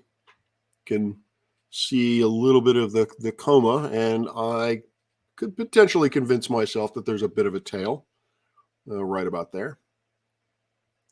But very nice. I love the star field. I mean, I'm very, very jealous of your star fields. They are, the stars are crisp. The background is flat. There doesn't seem to be any kind of aberrations at all. So yeah, very jealous of these star fields. Oh, those images of M45. Ah, there we go. I knew I had them. And check that out. It's M45. I don't know how well it comes across on here, but we've got a lot of nice, beautiful nebulosity. Really illustrates the fact that the Pleiades open cluster is one of the youngest. Is a very young cluster. It's only roughly, I want to say 500 million years old, thereabouts. And so what you're seeing is these bright things are large O and B type stars, giant, very hot, very nuclear. They have a lot of nuclear fusion going on in their cores. They're extremely luminous, and they were all born from a similar cloud, or a local cloud, as it were. But this thing is so young that they still haven't had time to destroy the cloud that they were born from, because these white stars, or these bright stars, their solar winds and their radiation pressure will tend to blow away or destroy the clouds before a whole lot of stars are forming. And so that's why the efficiency of star formation in any particular molecular cloud is not very efficient. Usually only about 3% of the mass actually goes into creating stars, and the rest of the material gets blown out into the interstellar medium because of the fact that these biggies, or these big bright boys, are throwing their light around. Incidentally enough, these are called the Seven Sisters, but really there are roughly 6 of them, depending on how you want to look at it, because one of them went boom fairly recently. Well, fairly recently. What I mean by that is within the last 1,000 years, and which again is indicative of the fact that these are very young stars. Stars burn bright, die young, so they don't live very long at all. Definitely on the order of less than 1 billion years, and there were hundreds of millions of years. So the logo for the Subaru is the name for this particular asterism in the sky, and the reason why there is one really big bright star is because of the supernova that was detected. Here's another one. Again, beautiful nebulosity. Yeah. Yes, these clouds are blue in color images. I've got one that a coworker of mine took from Emory University, and yeah, it's gorgeous. It's absolutely gorgeous. Yeah, we could not do that here because like I said, our field of view is way too small for that. La, la, la.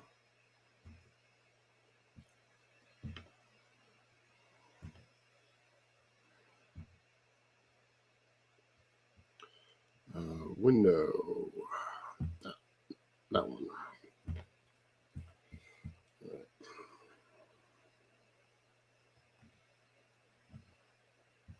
There we go. Oh, we're now into the reds.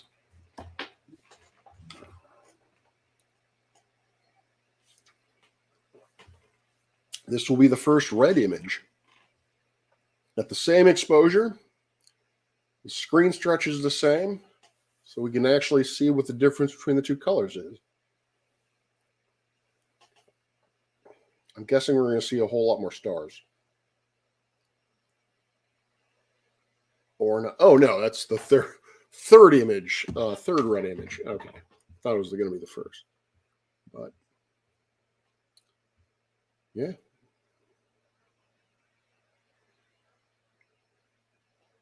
This should be done within the next 15 minutes, and then, like I said, we'll move on to Cepheid variables. Although, if anyone has an object you would like me to take a look at, I can certainly do that.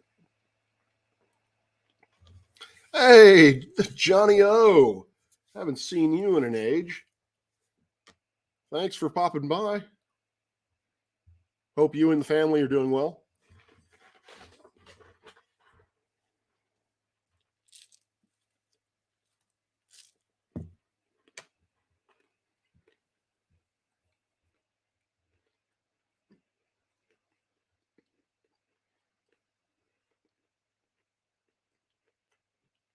Yeah, Candle in the Wind is Elton John. Ship Smoke on the Horizon.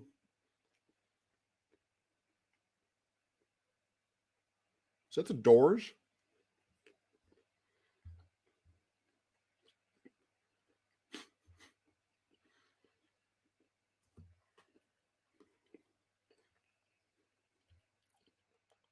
Yeah, my buddy Vic, his kids just started school, and he is enjoying the peace and the tranquility that has come from that, or from having a house that is devoid of children for at least half a day.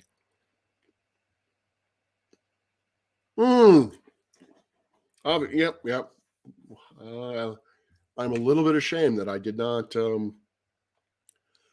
pick up on that, because I am a rather large Pink Floyd fan.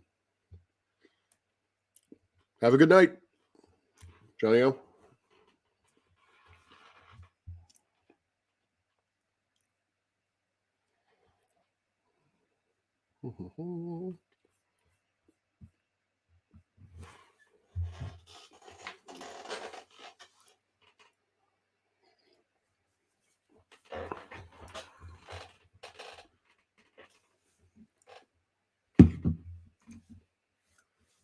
So I've updated my website a bit. I had set a goal for myself to work on that website an hour a day. Starting to get into, uh, I'm getting to the point that I'm like, what exactly do I want to put on this thing? What kind of information do I want to put on it?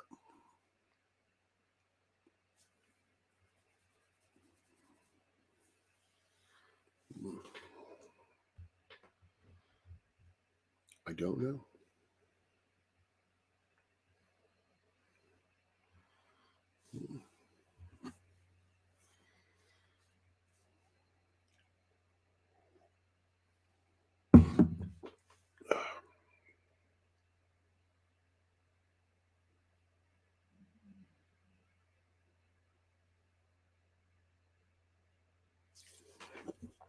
Hmm, 1 o'clock. More. 107.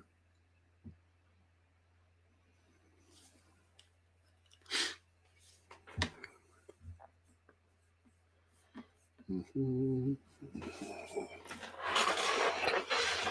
Oops. What do I got here? Yeah, that almost looks like it's out of focus. Almost looks donutty, which is probably what you mean, or why the back focus is futzed. Actually, while I'm thinking about it, let's see.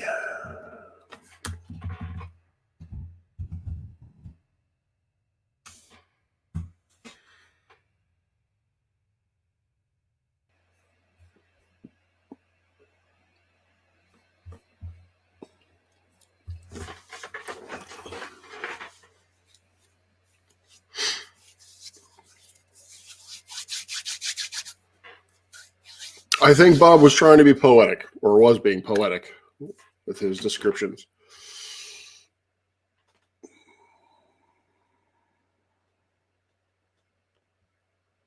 Let's see. CD stack registration, CCD inspector, volume version 2, CCD navigator, target selection, and CCD stack, focus max.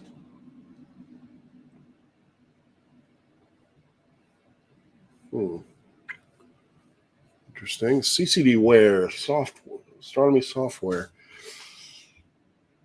Not sure if I know them. Let's see.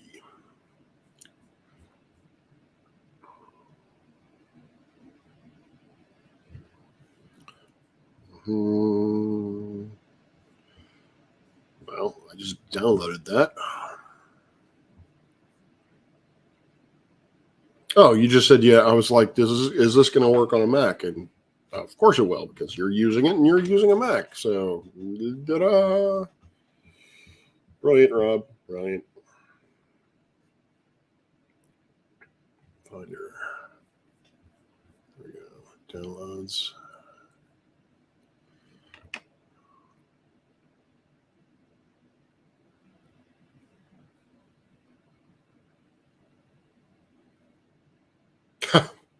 All right. Fair enough. Is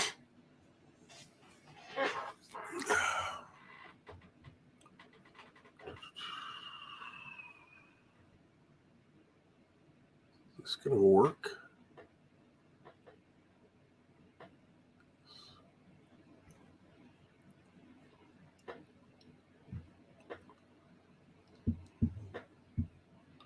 Because this looks suspiciously like a Windows setup.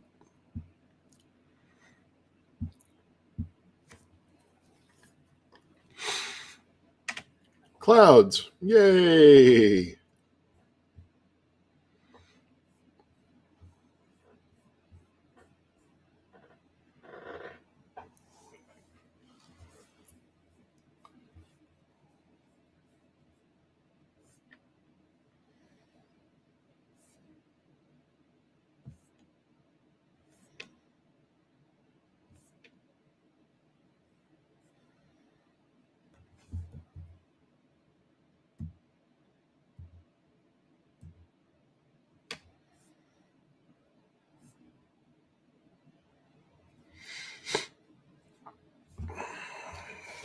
Let's see what the weather looks like.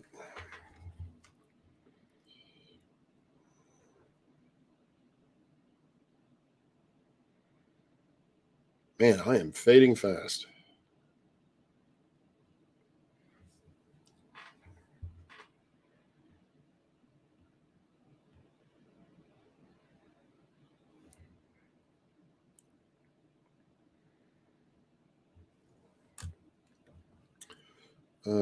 Forecast.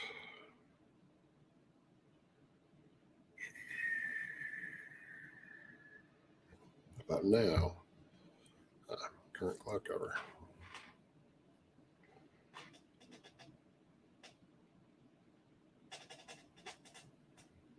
Looks like high cirrus.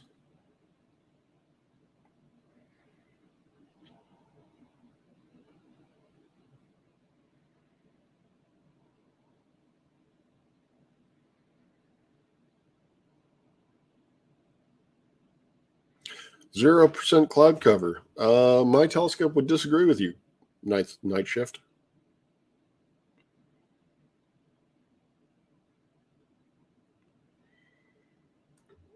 I don't know. I mean, I am, according to this, I should be good.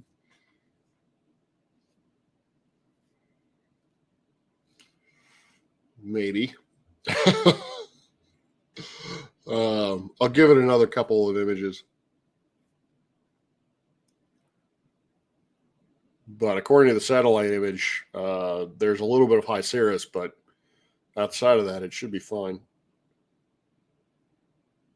Can I zoom in on this? No, I cannot.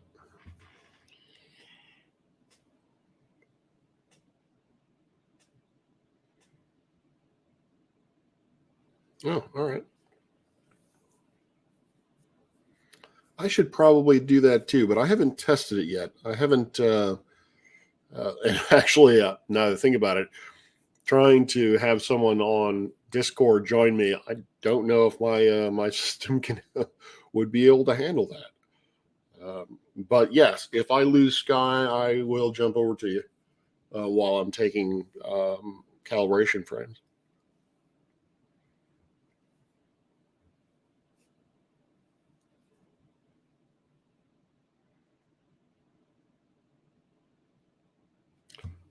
Well, actually, let's see. Let's see if this. Let's see if this will kill my computer. All right.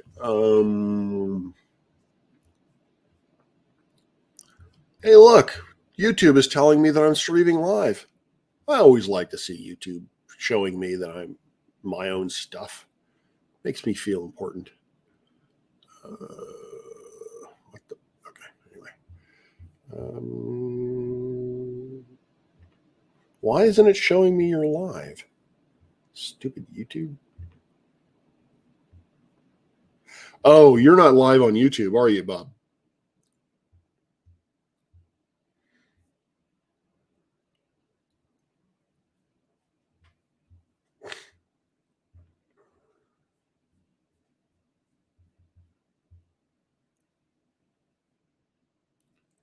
Okay.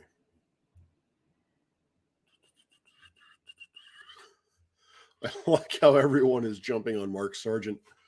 Like, hey, why haven't you quit yet?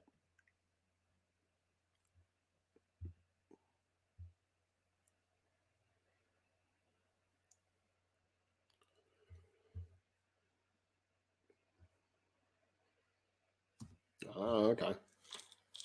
Well, looks like I got my stars back.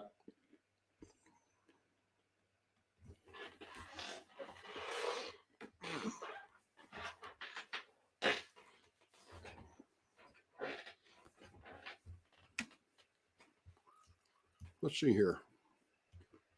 I'm at 468. Woohoo! Only 32 more until I hit 500.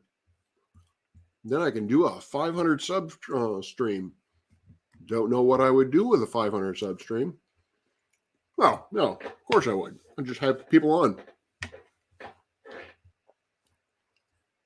Have a chat, drink beer.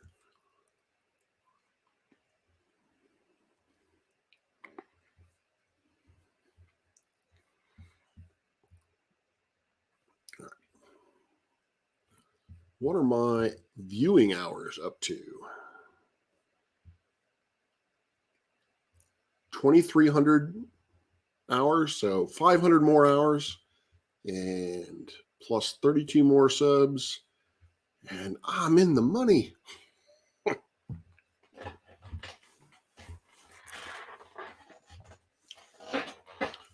You got woken up by my stream? Nice.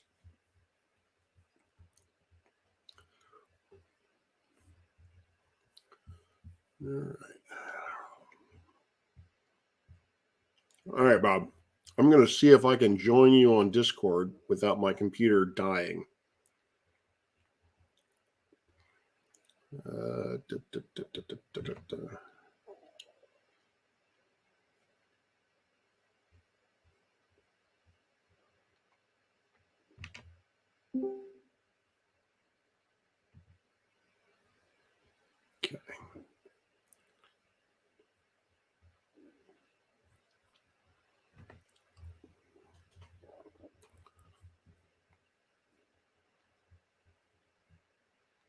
Okay, I am now watching your screen, and it is not dying.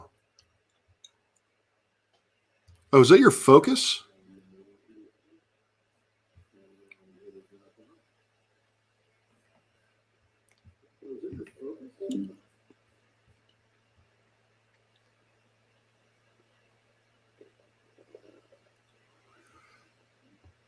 Yeah, we have an autofocus ability with Maxim DL, but it don't work, and I don't know why. It for some reason it will. And why can I hear myself? Why can I suddenly hear myself?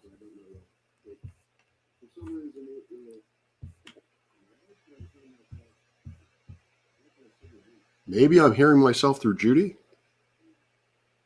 That's possible.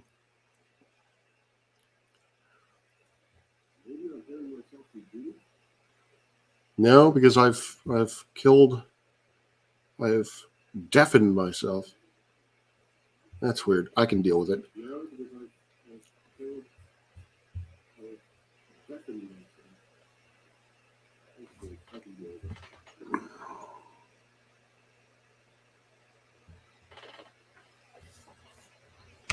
Um, yeah, my autofocus it goes up the V well on one side, and then it goes up the V on the other side, and decides to just keep going, even though it's obvious that it's making it worse because somehow the way it calculates the full width half max, it gets so out of focus that I think, yeah, okay.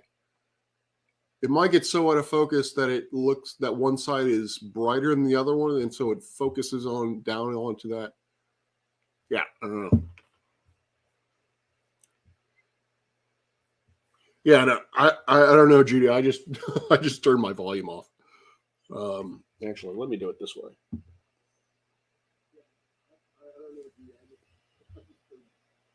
There we go.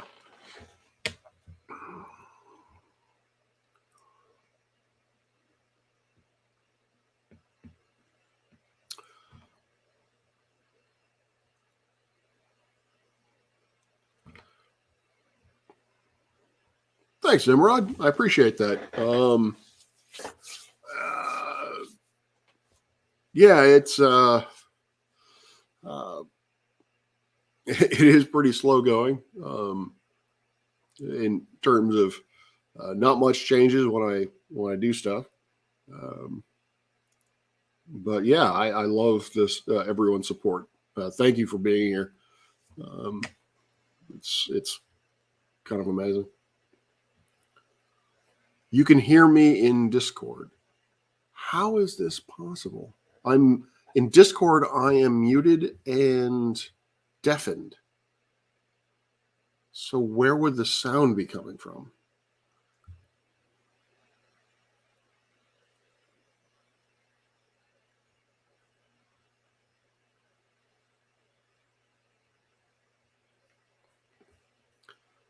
That is just bizarre.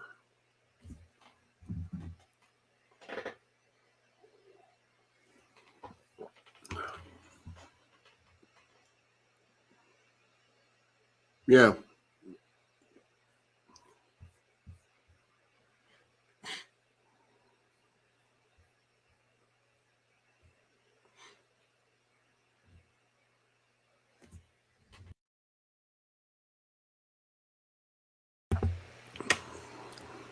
I don't know where it's coming from.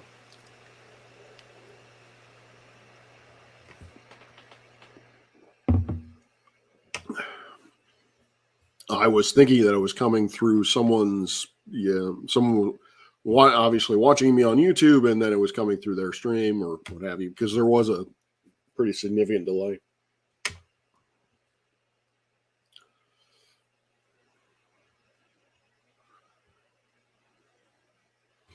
Like I said, I just muted my volume, so it doesn't bother me. Hopefully, it doesn't bother anybody else.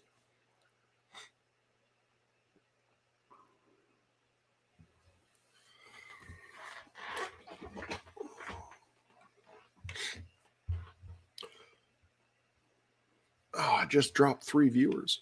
No.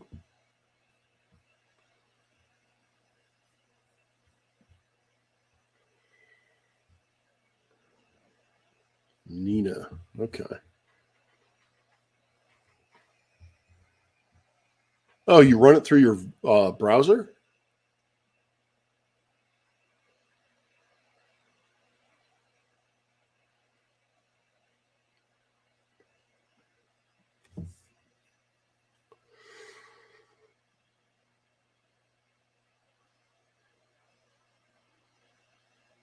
I don't know Atomic Shrimp, and yes, please share the link.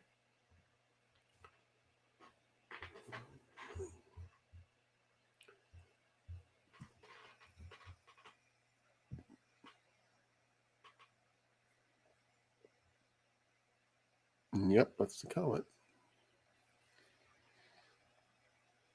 Bob, I'm assuming the 2.54 and the 3.03 are magnitudes.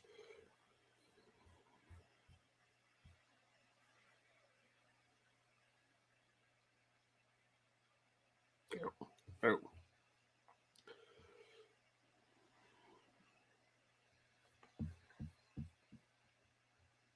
Yeah, I'm seeing myself as muted.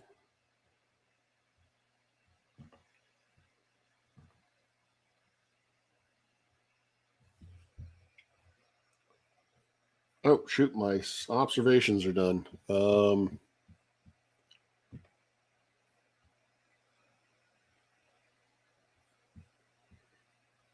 right, hold on a second.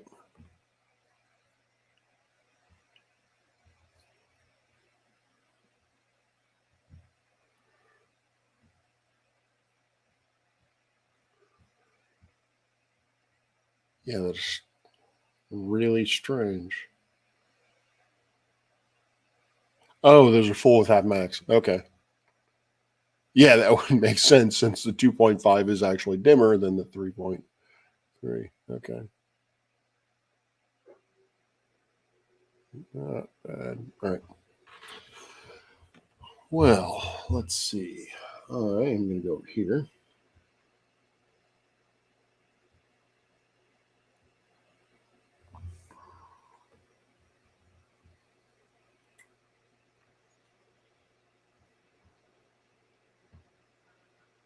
There it is.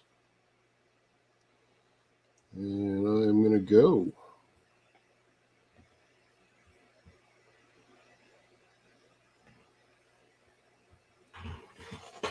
Go, telescope, go.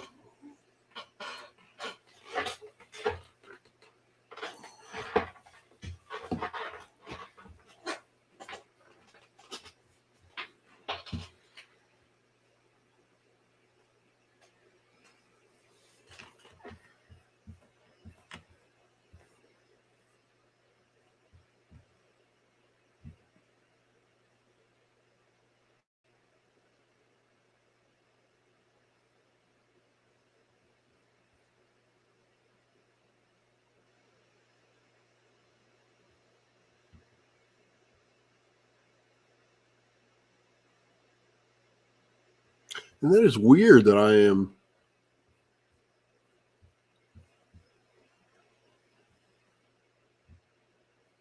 Let's see. Where did Bob's go?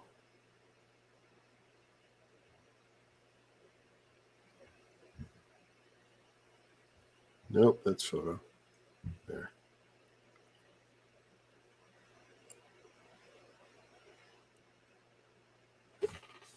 It's because on my screen I am muted and deafened.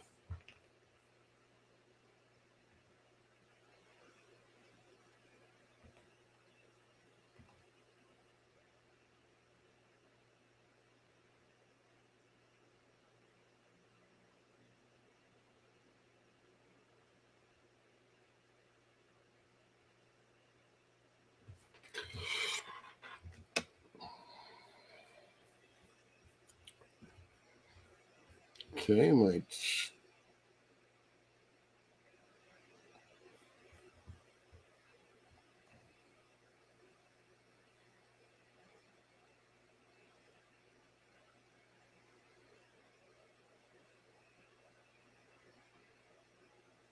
Hmm.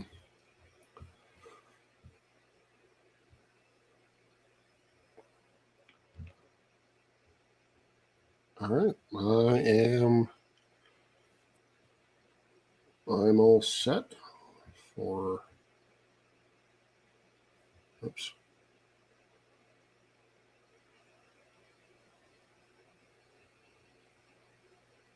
Is that east? That looks like west to me. Oh, yeah, that's east. Okay. Derby, derby, derby, derby.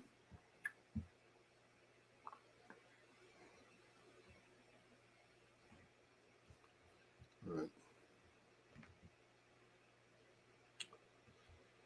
Let's go with 10.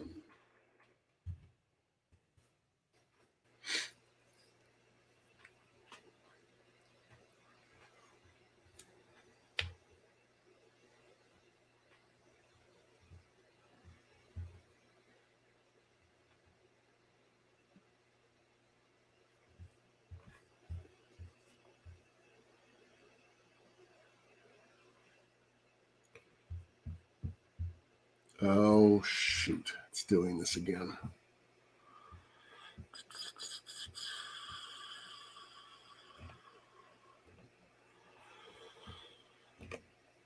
One of the problems that we have with the, yeah, Nimrod, I just joined the Shrimps Discord. I'll take a look at it tomorrow when I have more time.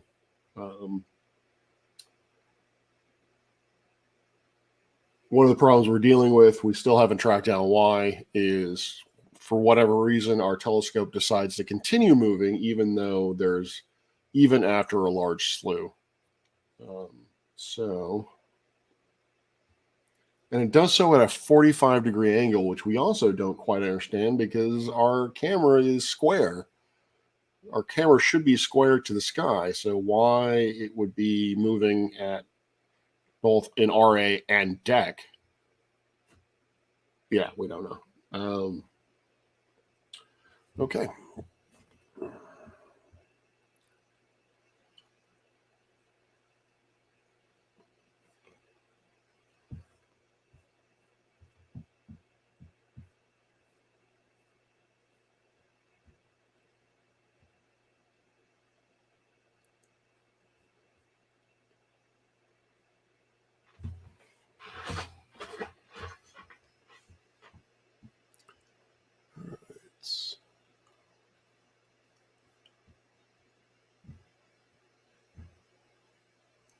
Oops. That's not what I wanted to do. But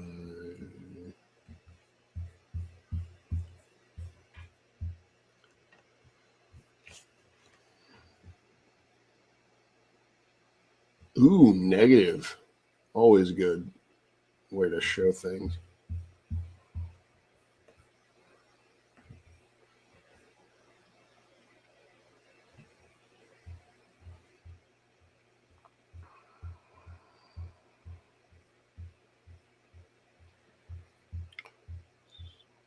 Put you over here.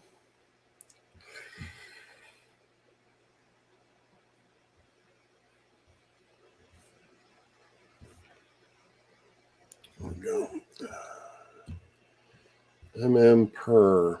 All right, get to play a game of Where's Waldo. Actually, let's do this.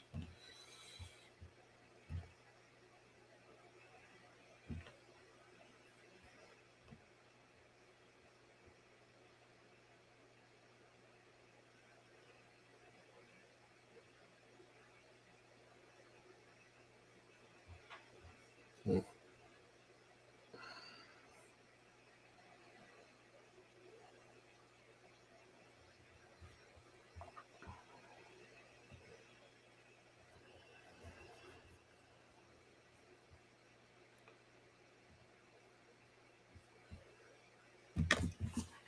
All right, I'll be right back.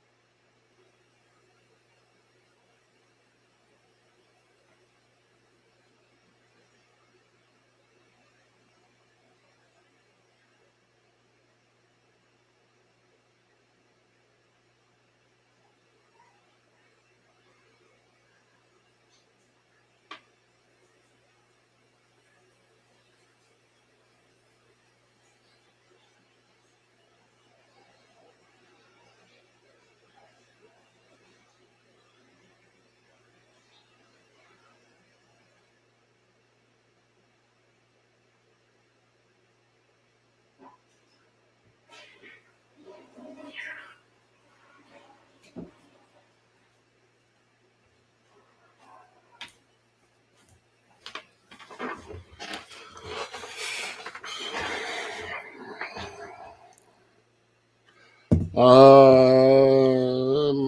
am watching. Oops, I did have his thing up. Yep, I believe I'm watching his stream. Or did it die? Oh no, it's still active. What is going on?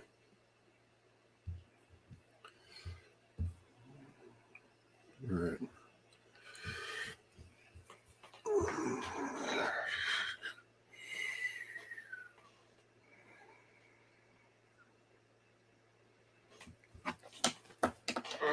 Ooh, nice crispy little stars.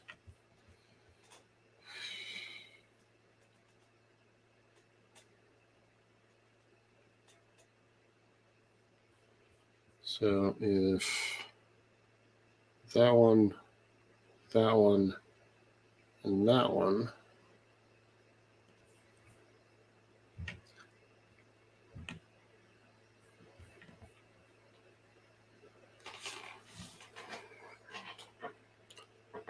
So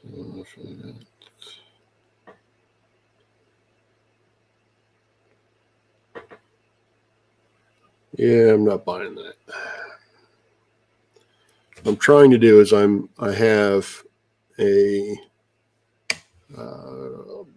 off screen. I have basically a finder chart. I'm looking at the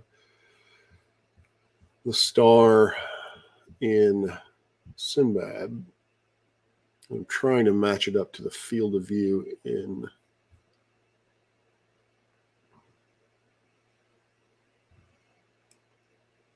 hello computer. There we go.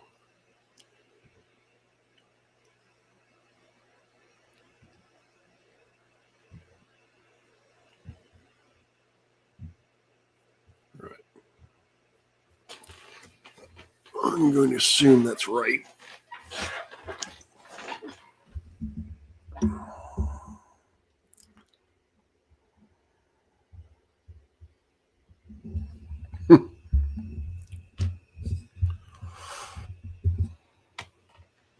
No, that's okay. That's all right. And I will, if you guys want me to jump off of Bob's, because I know you guys can hear me for some unknown reason, just let me know if I'm causing too much of a distraction. What is going on?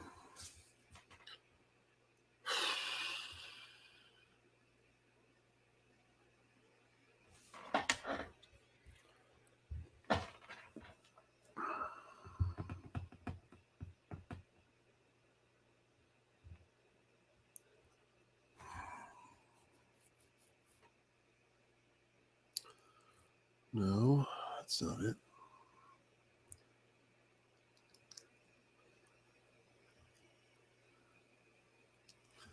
No, that's not it.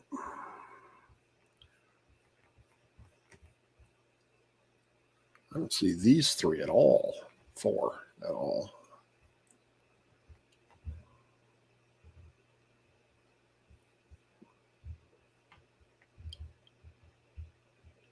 Or those. Or do I know?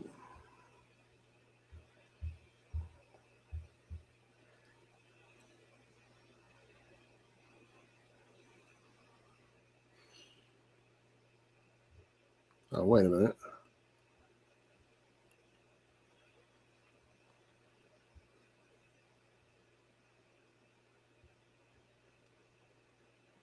Okay, so those are these. So to the left and up. It's that one. Okay. All right. So it's that one. Got it. All right. So apparently it's not in the field of view, or it's not centered. So our pointing is pretty off. And friggin' tastic. Because guess who gets to do the pointing model? And we are not definitively not square.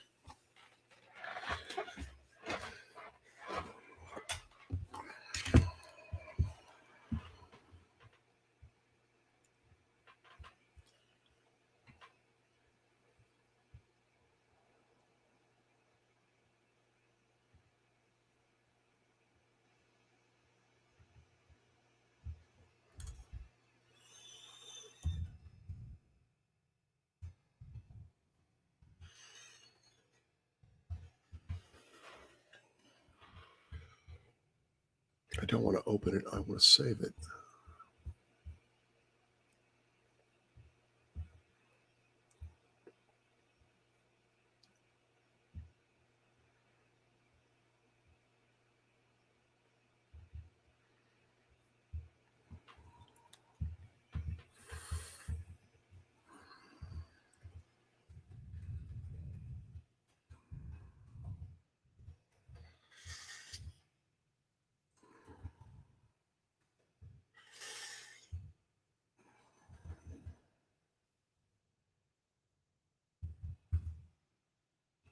Hey.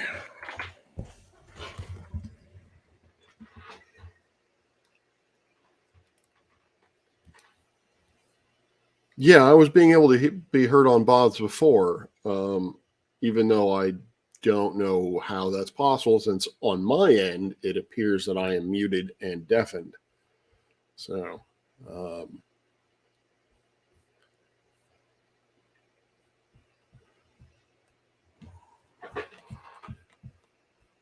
or at least deafened.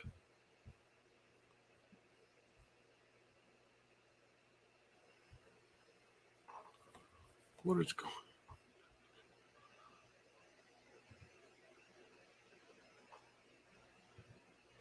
Yeah, I think I'm going to have to close the stream on Bob's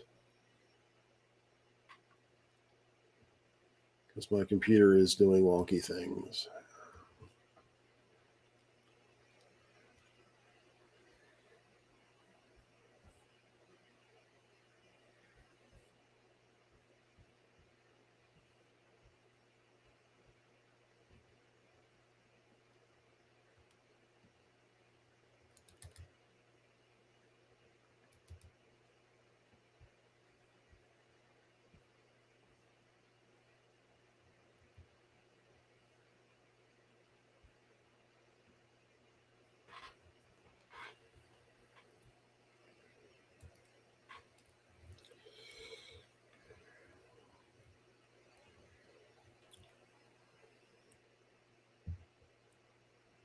Wow, it is running.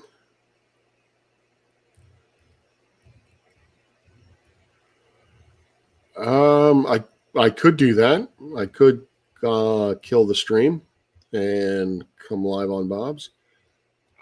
Because all I'm going to be doing here is taking pictures of a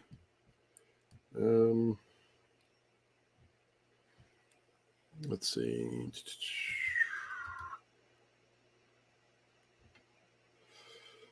Yeah, taking pictures of that, which I can't imagine is all that exciting. So let me do my spiel. I've been going for 3 hours, so I think that's plenty of content. So thank you all for being here, and for those of you who might be watching this in the future, thank you for sticking around and watching. Please like, share, and subscribe. It helps me a lot. As I've said before, I would really like this channel to grow. And over the last few days or a week or so, I have seen significant growth. So hopefully that will continue. My semester is starting up next week. So, which means the amount of time that I have to devote to this channel is limited. So I don't know how much I'm going to I don't know how much I will be able to post to the channel anytime in the future. Hopefully things tend to calm down after the second week. I still plan on doing Coffee and Science on Sunday. We'll see how I feel and go from there. The target plan is noon, and yeah, so that's pretty much it.